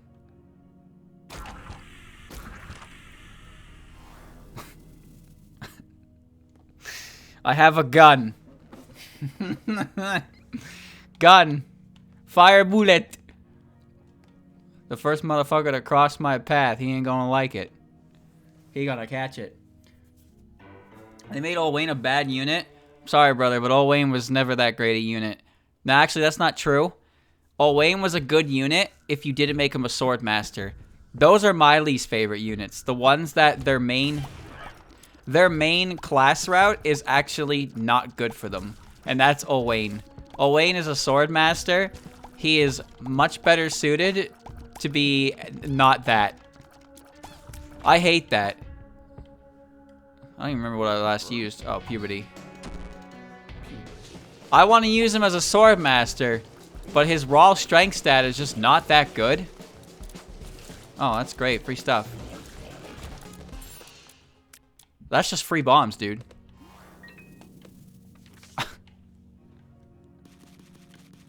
Yeah, look at that. Dun-dun-dun-dun-dun. Severa has some personal issues with her mom that went unsolved because Cordelia died in the dark timeline or something. Well, she has an inferiority complex to her mother because her mother was, you know, perfect at everything she did at a young age, and so Severa had to live up to expectations, and she didn't.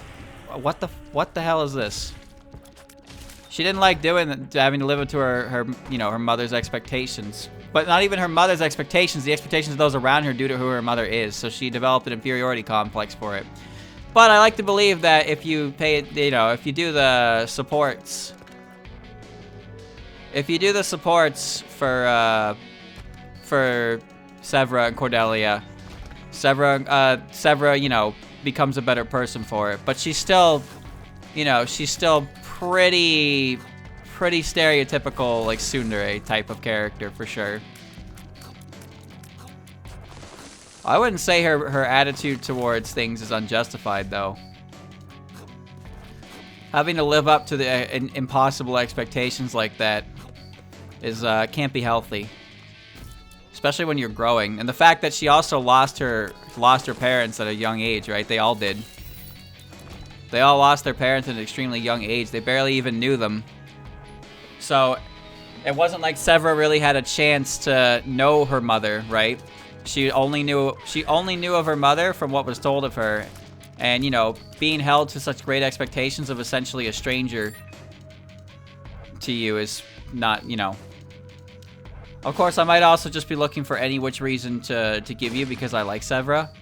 So it kind of sucks when this is, you know, her character can be dissected to something like that, which is a bit unfortunate.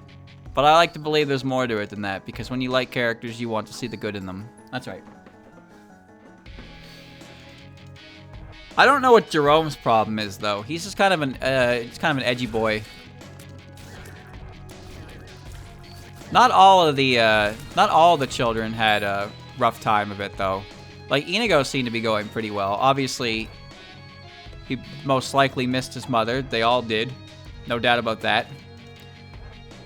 But some of them are definitely handling the situation better than others. Ooh.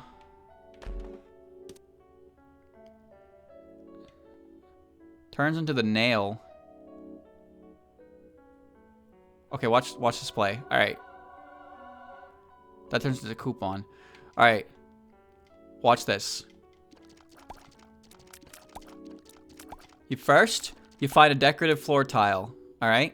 Then cover yourself in oil. All right. Then you take it, spin it down. Now you have a nail, brother.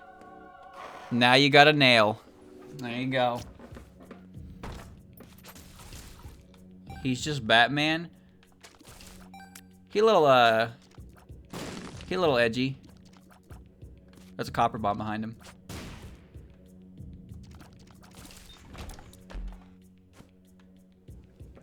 Him and I don't know who I'd say was my least favorite. Actually, no, I do. It's Yarn. Chat, does anyone actually like Yarn?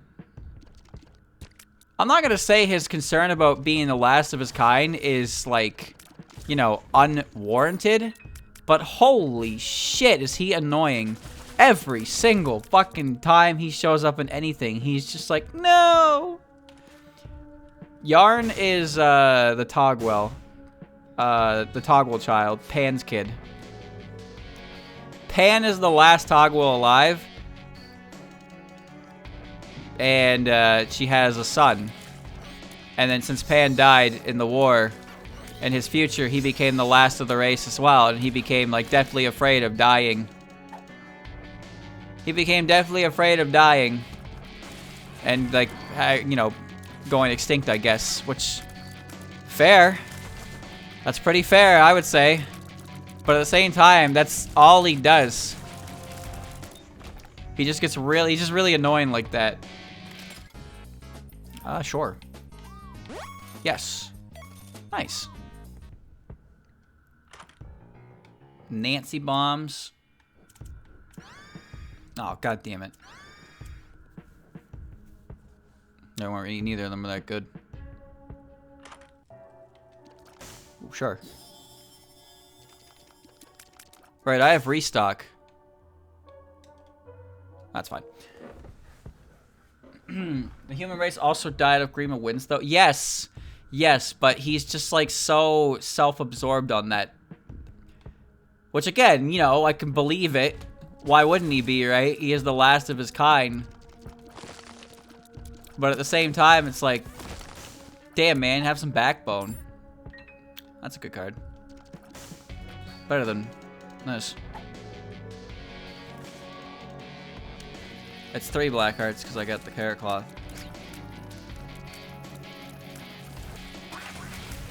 Ow. Okay. Sure. Kajal, she looked down on some of the others for being weak when they're supposedly all friends. Now, here's the thing about Kajal. I don't like Sully. I don't like her mother.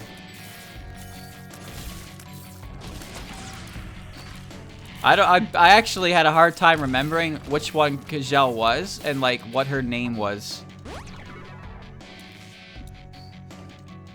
Her mother is, Sully.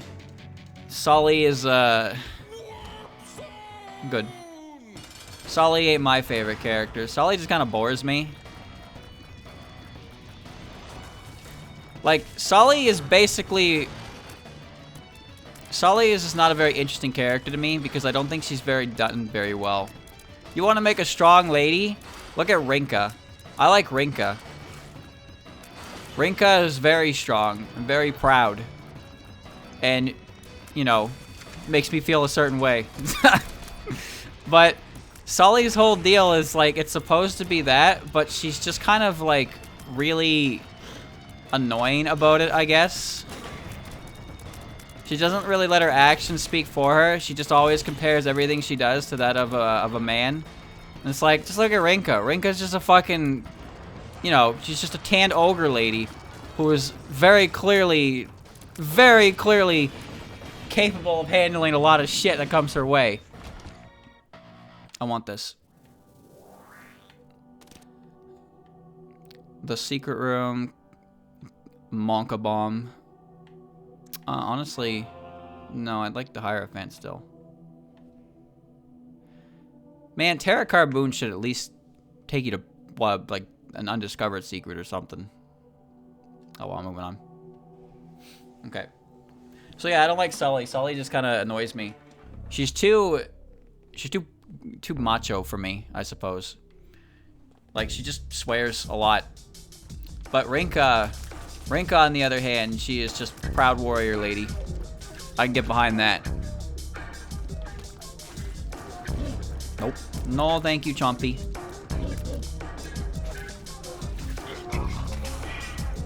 Ow. Oh. This is how this creature works. And I don't remember anything about Kajel. I really don't. I know Jerome wasn't trying to make friends.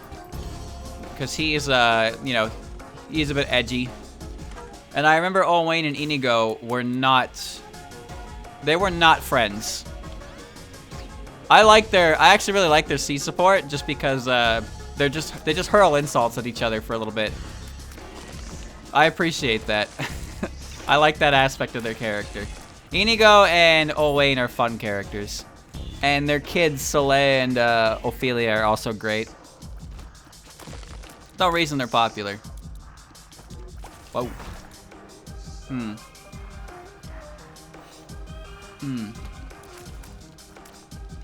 I like a lot of characters from Nor, but I do like a handful of characters from the other side. The main problem is you can't play with every character unless you play the Revelations path, and the Revelations path is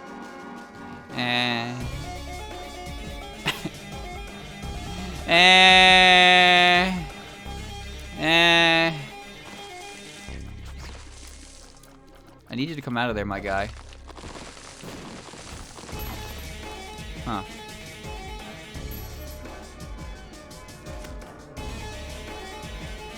Where am I? Which you can't buy anymore.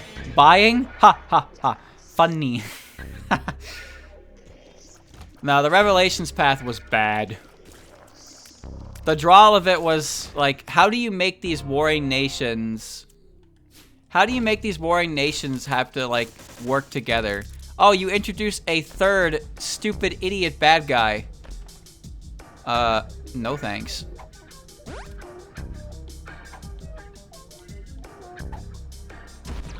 Good. So, in order to make it so they have, like, you need a common enemy. So you find out that, you know, King Garen, the main bad guy in Conquest, is like, he's actually just like a fucking slime puppet or some shit. And the real enemy is the dragon. And also then you find out that you and the dancing lady are cousins. So yeah, that was kind of weird. You know, you could marry her in both routes, and even in the Revelations route.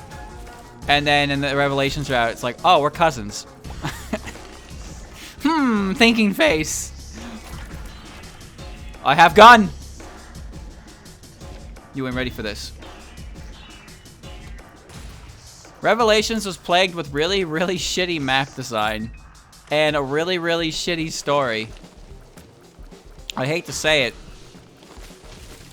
but it's true. It's true, but he shouldn't say it. So unfortunately, one or the other is better than that one. But the thing about Revelations is it let you use a lot of the characters. Not all of them, mind you. Some of them were not allowed for some reason. For very stupid reasons, I may add. Very fucking stupid reasons. There you go. but I digress. Ultimately, I played through all 3 paths, and I got what I wanted out of the game, so I was good. But if I was to play it again, I don't even know which one I would play. Conquest is more difficult, and Birthright is a lot more akin to Awakening's experience. But I like characters from both of them, so I'd pick for the characters for sure. And I don't know who I'd pick because I don't remember a lot of them. No, I'm not kidding. I'm not joking. It's true. Azura is like really important to the story, and you can marry your cousins because I guess that's not weird in Japan. Treehouse corrected a lot of things in that game, and that was one of them they just didn't bother with, I guess. You know what's interesting is they actually have something similar in Awakening. In Awakening, Owain and Lucina have an S support, even though they're, they're related. Because Owain is Lisa's kid, and Lucina's obviously Crom's kid. But what they do is they say they put it instead of when you have people like married, it has their husband or wife marked, but for them it says companion. So if you S support with a family member, the game calls them companion and not like husband or wife, but it still allows it. Now, you can circumvent this if you're wondering how. Don't ask me why I know this. Sure. If you like go down the bloodline with Morrigan, you can definitely start some inbreeding. Oh god. Oh, why did I say it like that? Why did I say it like that? God will never know. Not even Batman will get that info out of me. But okay, well the point is, basically what it is you have a relation with the character. It'll be the S support will still be there, but it will say companion. But if you marry one layer down and get Morrigan involved, Morrigan is still part of the bloodline, but then it no longer counts it as like companion. It counts it as husband and wife. So it's a little weird. It's a little weird. Don't look at me like that. It's not my fault they're fucking weird. That's just how it is. Chad, I have an important question. What's the item that lets you access the Hush door? I need to create it. Actually, I don't need the answer. I can just make Mama Mega. That's easier. Nah, I'll just make Mama Mega. Blow the ever-living fuck out of the wall and then walk through it and then put my nail back on. It's easier that way. I know to do that.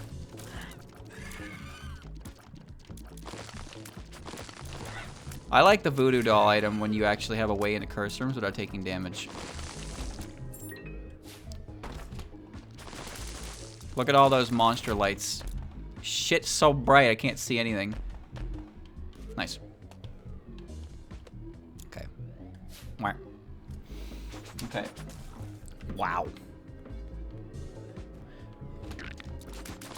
I can't see, it's so bright.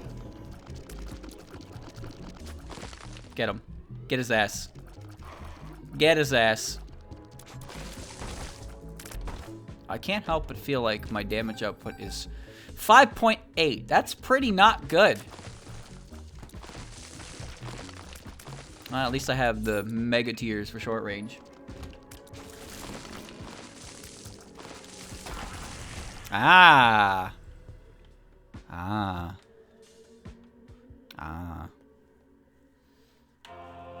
This is fine. Just gotta go beat up Hush. I like to keep my charge. Well, that doesn't matter because when I'll get it back full when I put it back in there. Whoa. Strange creature.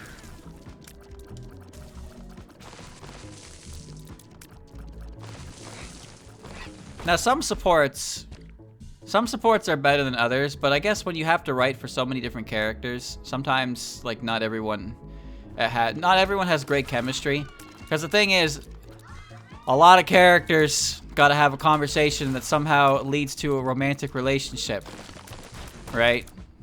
So not everything is good. But I like the support conversations. I think they're a big part of the game. Whee! They're a pretty big part of the game. Oh, that's close. Some of them are a lot of fun. Some of them are very boring. And some of them don't make any fucking sense. But some of them don't have to make sense. They just need to get to the point. Like, I think that one of the worst support conversations in the game... Huh? Okay. One of the worst, if not the worst, support conversation in the game is between, Frederick and Pan. Got a astronaut boy on the case. Oh, that's bullshit, but alright. Like, their support conversation is Frederick trying to overcome his fear of, like, certain types of animals because he had a bad experience once.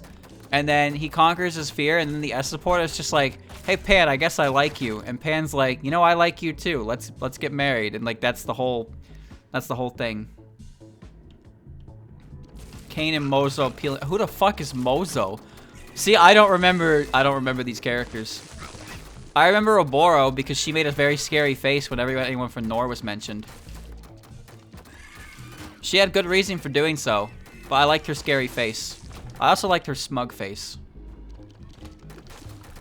Wow. These model rockets are kind of shit, huh? Yikes. This ain't looking too good. And here I was gonna take Pet Rock. Can you believe that shit? I need to get the other curse room. I need better. I need something better. I need something better. So yeah, so like, I like the character that was female Donald. Jesus Christ, do I not remember who that is? Nope, I don't remember that character. Oh. I liked Nowie and Kellum's. Because Nowie just goes up to Kellum and asks him to play hide and seek. And he's just like, you don't want to do that. Because Kellum is notorious for having absolutely zero, like, presence. So playing hide and seek with a guy like that. Whew. She makes, like, potions and shit. I don't remember. Gaius has some of my favorite support conversations. Henry has a few as well. I like the one with Henry and Rickon. Because it just goes into... It goes into a topic that is often ignored. Wooden cross. No. And that is the state of the enemy. Like, Rickon has a conversation with Henry about Plagia. And Henry just talks about them. He just talks about them like they're regular people. And Rickon's like, fuck, man. They're just like... They're just regular people. I'm ditching the gun. I'm taking this. We're all protected now. They're just regular people at the end of the day. And Rickon's like, I don't know how to feel about this. Like, we're killing these people, right? It's a war. We're fighting a war here. People are dying. And Henry's just like, yeah, this guy, you know, he was a nice dude. Gave me an extra apple one day kind of deal. And it's like, huh, that's pretty interesting. Oh, shit. Look how little damage I'm doing.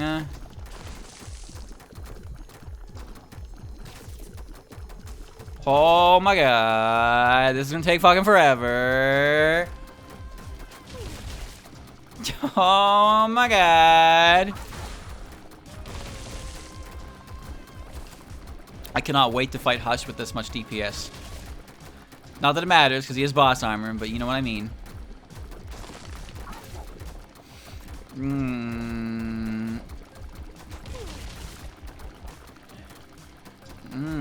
I still have lost contact. Nope. Nope. You know what's funny about Kellum? Like, legit. Legit, the funniest thing about Kellum to me is that I actually missed him on my first playthrough. But not like... But not missed as in like, oh, I didn't like recruit him at the chapter. But I mean, like, he actually jumps into the conversation and says like, I'm coming too, don't forget me. But I didn't see that. the first time I played the game. I saw that on a playthrough afterwards, and I was like, holy shit, Kellum showed up. Boom. So I thought that was funny. The nail. There you go. I thought that was funny because he actually does show up, and then I just completely missed him. So his lack of presence hit me on my first playthrough. Yes, sport between Muriel's kid and Tharge's kid. Laurent and Noir. I like Laurent. Let's open the shop. Oh, look who it is. It's Big Mama herself. Again? That's all I need for that. Nice. Holy shit. Different effect. Wow. Well, crawl space time. Oh!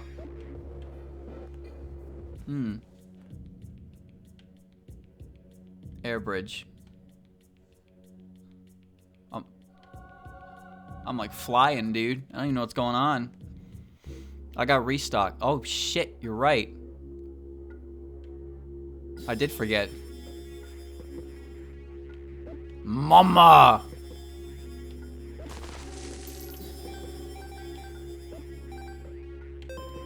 Oh, that's good. That's speed up? Yeah, give me that. Eraser. Sharp key. Those are pretty good items in their own right. Squeegee. Ding ding ding ding ding ding ding. Get the tier rate up. Key bum. Horse. I'd rather die. Okay. Game time.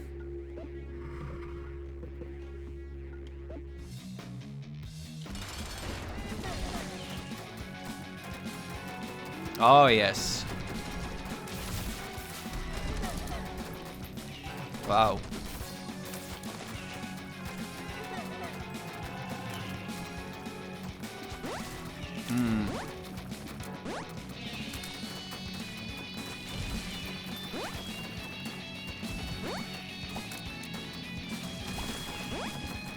The thing I like about Gaius is that he is just like, he's just a thief. He's a thief. He's not a very, not a, you know, I don't say he's a bad man, but he's not he's not a morally upstanding man. I like his conversation with Libra a lot because he goes on about, like, Libra's a man of the cloth, a priest, a war monk. But then when he talks to Gaius, and Gaius is like, yeah, it must feel nice to just, you know, be up there in your little ivory tower. You know, meanwhile, you got people doing the dirty work, like talking about how, like, things like assassinations and stuff like that are commonplace, but, you know, that's left to the hands of, like, other people. So those in power don't have to get their hands dirty themselves, but they're responsible for it. So that's their conversation about the darker side of things like that, and I thought it was very interesting. There we go. I'm gonna use the nail when I get hit, because then I'll be able to heal at least. This is...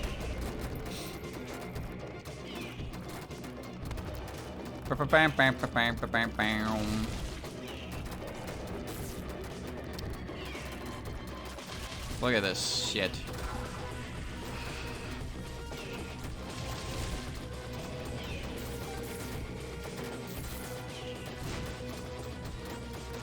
Look at this shit. I can't hit him with my bombs. Now I wish I had Nancy bombs. This is gonna take forever. Ah!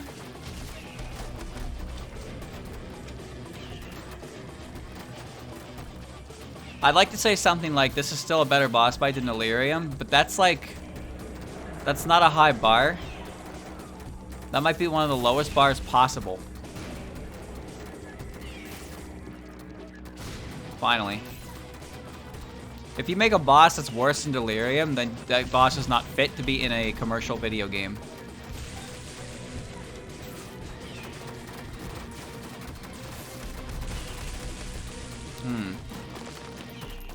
If you're charging people money for a game that has a boss worse than Delirium, you should be liable to be sued.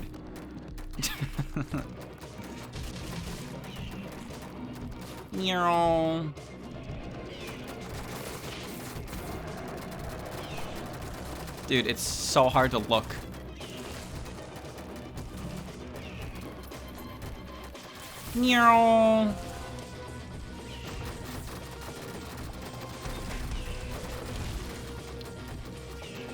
Could we stop spinning flies? Chomp, chomp, chomp, chomp, chomp. I'm just making HP all over the place for myself. See? Whoa. Whoa.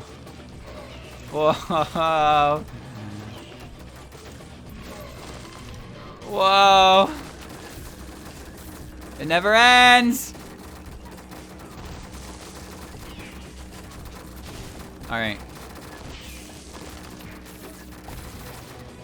Are you having fun, chat?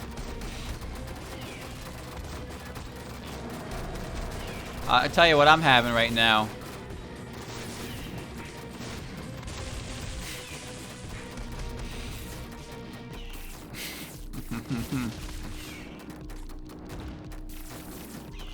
Look at that adjustments. Micro adjustments, baby. Micro adjustments.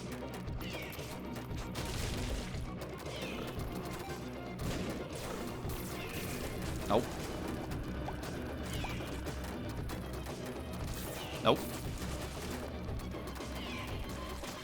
I don't wanna, I can't malice into him or I'm gonna crash into him. He's moving. He didn't move very far. He's moving. He's moving.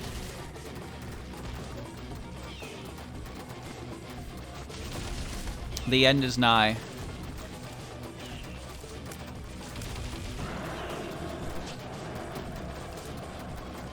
Here it comes.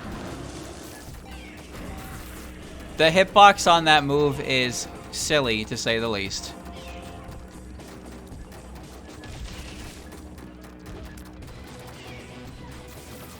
It just keeps getting better. And better and better and better.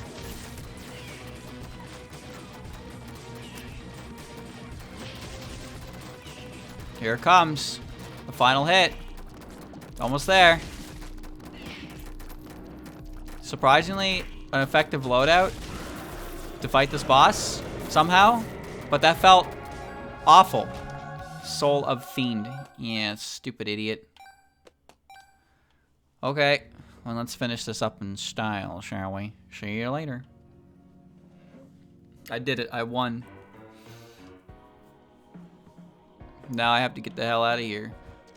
Let's finish. I'm still stuck with the same shit I was using. It's still pretty bad. Hallelujah. Alright. Okay. Oh. Wooden cross, gold should give you 2 hits, but it doesn't. Because that's just not right. It's just not right. Good enough. Okay. That's pretty much everything on my caught up now, chat. I will play Mountain of Faith. I will. I have no keys, by the way. Originally, the plan was not Yoyami, but I forgot that it was like coming out. And I'm glad I played it because it's good. I don't know, I might play it off stream to like practice. But before that, next time I play it, I'll probably be doing easy mode just so I can get the 1cc achievement. And then, because the thing is, chat, those achievements didn't say I had to 1cc the higher difficulties. It just said I had to finish the game with them. Okay. So even if it takes me a million tries, as long as I learn the patterns, ha ha ha, I can do it. I can champion that game. Rumia will groove forever. This was just not a good idea, actually. Thinking about it. Yep.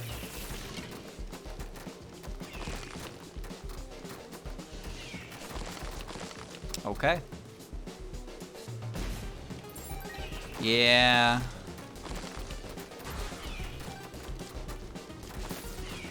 Honestly, could have been worse. It's still really fucking slow, but... Okay. That was worth it. Fun game. I recommend you play it. It's on sale right now. I think it's like $8 Canadian with a sale price. Might be a little bit more, might be a little bit less. I don't remember. But I bought it because I had played it before and I knew it was good. Good old-fashioned try before you buy. But, well, no, because I bought it before. The double. Alright. You'll get it when the Chirno update releases. Bro, you know you're gonna have to beat the main story to play as Chirbo, right? Why is that dude so angry?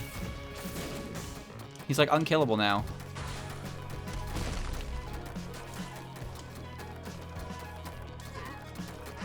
What is...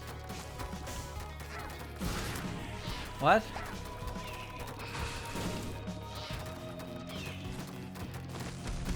Yes. Yes.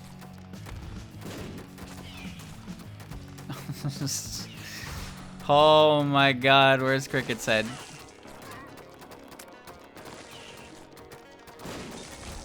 Where's Cricket's head, man?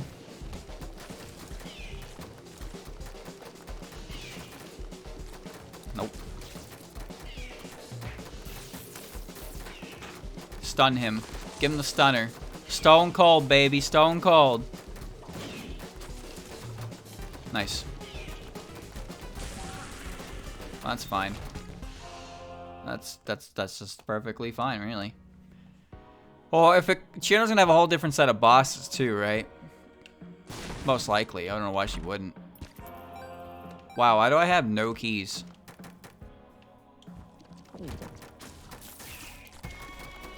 Kinda need those. Petrified gel. Poop grids have a chance to be converted into shampoo. Shampoo. Oh. That's what that is? It's shampoo? I thought it was blue poop. Oh, great. Oh, good. Sure. I want out of this room. Goodbye. Fuck you. No thanks. See you later, chump. Alright. Yeah. Okay. I want to see Shanghai as well. There's a reason I want to play it. I want to play it again. I want to get decent at it at least. But it's fucking hard. It's really hard unless you know like what is going on. You're just gonna fuck it up all over the place. That's what I did. I fucked it up all over the place.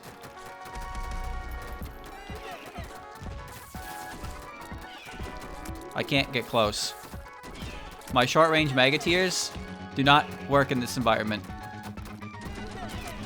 Oh, I can't get close to him, dude.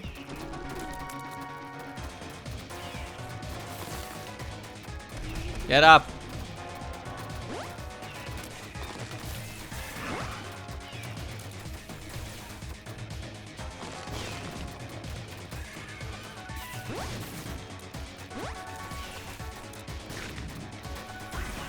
Just give me to phase 3. This is gonna be so slow.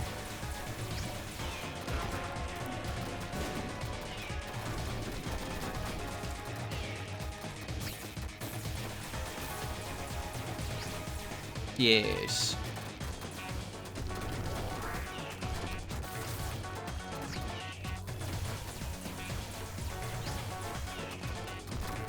I have 2 HP.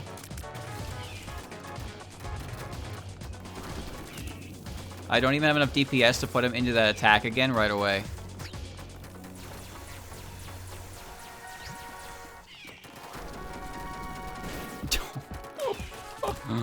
Oh, no one even knows what the third phase does because if you're at this point in the fights, it's already over.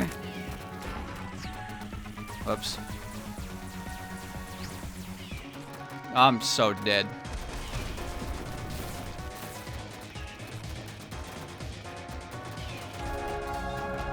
Oh, HP survival. I have a card just for this, just so you know. I was ready to die though. I was pretty accepting that I was going to die. I don't think I would have minded.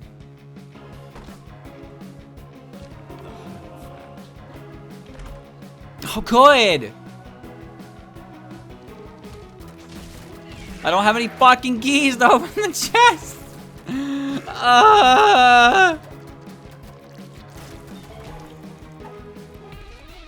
Oh my.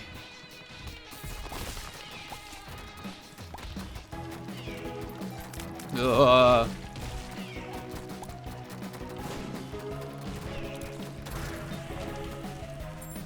Oh.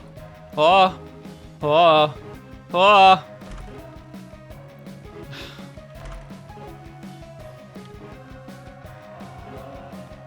Nothing ever comes up my way. I don't even know what that does.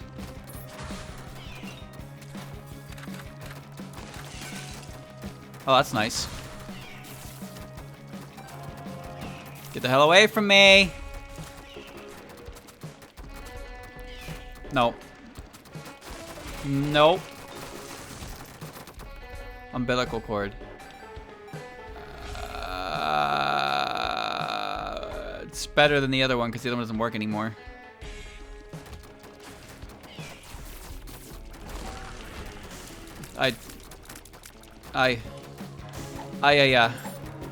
Soul of Golem. That shouldn't be a thing I can grab.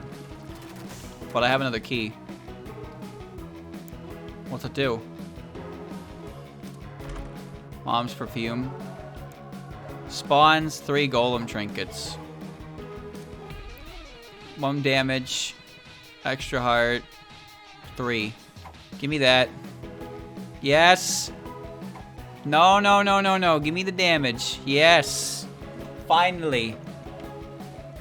Okay. I can't get the bombs in position because trying to push them with the bullets doesn't work because of the way the model rocket works.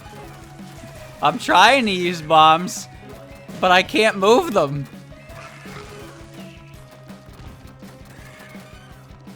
Look at it! Maximum crust. Oh, that's good.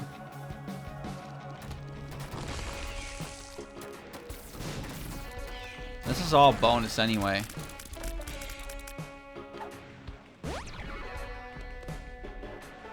Yeah. Extra defense.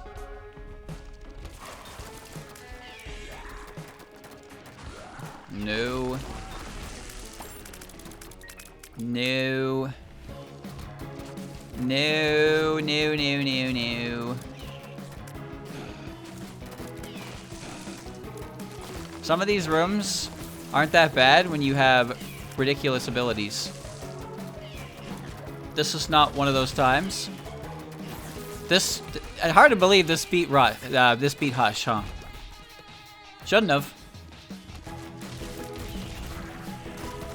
Oh. I guarantee you, there's one thing this run shouldn't have done. It was that. Might just lose. That might be good. That could be fun. If I just lost, like right here.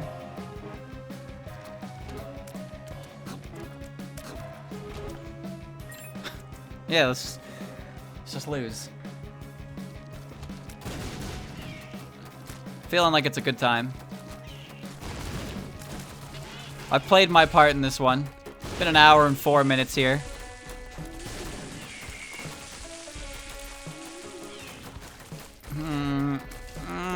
The boss is taking no damage while I've been clearing out the little enemies.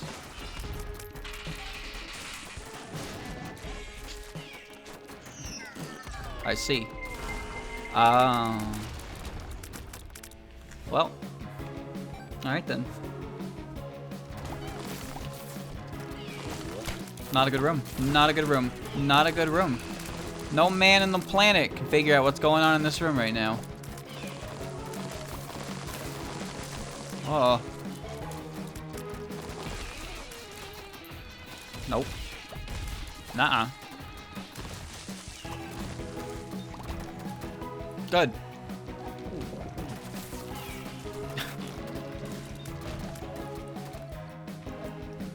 Find him, found him, found him, found him, found him. Don't know what hit me. Classic.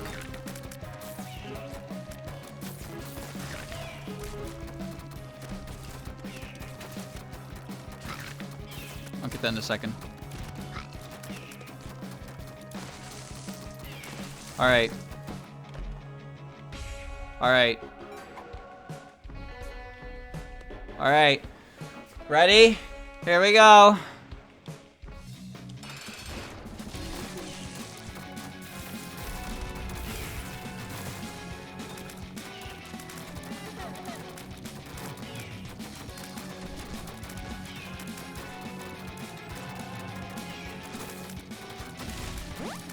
I didn't even know what this boss does. Usually when you get here, he just dies.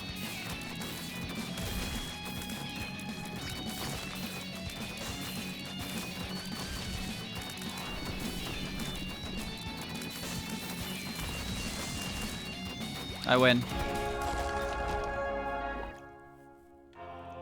All right, cool. You know, when you think about it, it would have been more cost effective if I just let Hush, like, if I just died after I beat Hush. You know, you gotta finish the run properly after all. Can't be doing that wrong. No, oh no, sir. Anyway, that's fun. I think. Well, I don't know if it was fun. Most of that run was actually kind of ass. Both of them were. Well, actually, yeah, no, they both were. Both of those runs were mediocre at best. And the reason Lamb died so fast is because I got to them with the big laser. But the thing is, a lot of those items I grabbed looked really good. And then when they all came together, they just formed a big old nothing. It was just kind of like, oh, I didn't lose. I didn't lose, so there's that, but that was definitely pretty flaccid.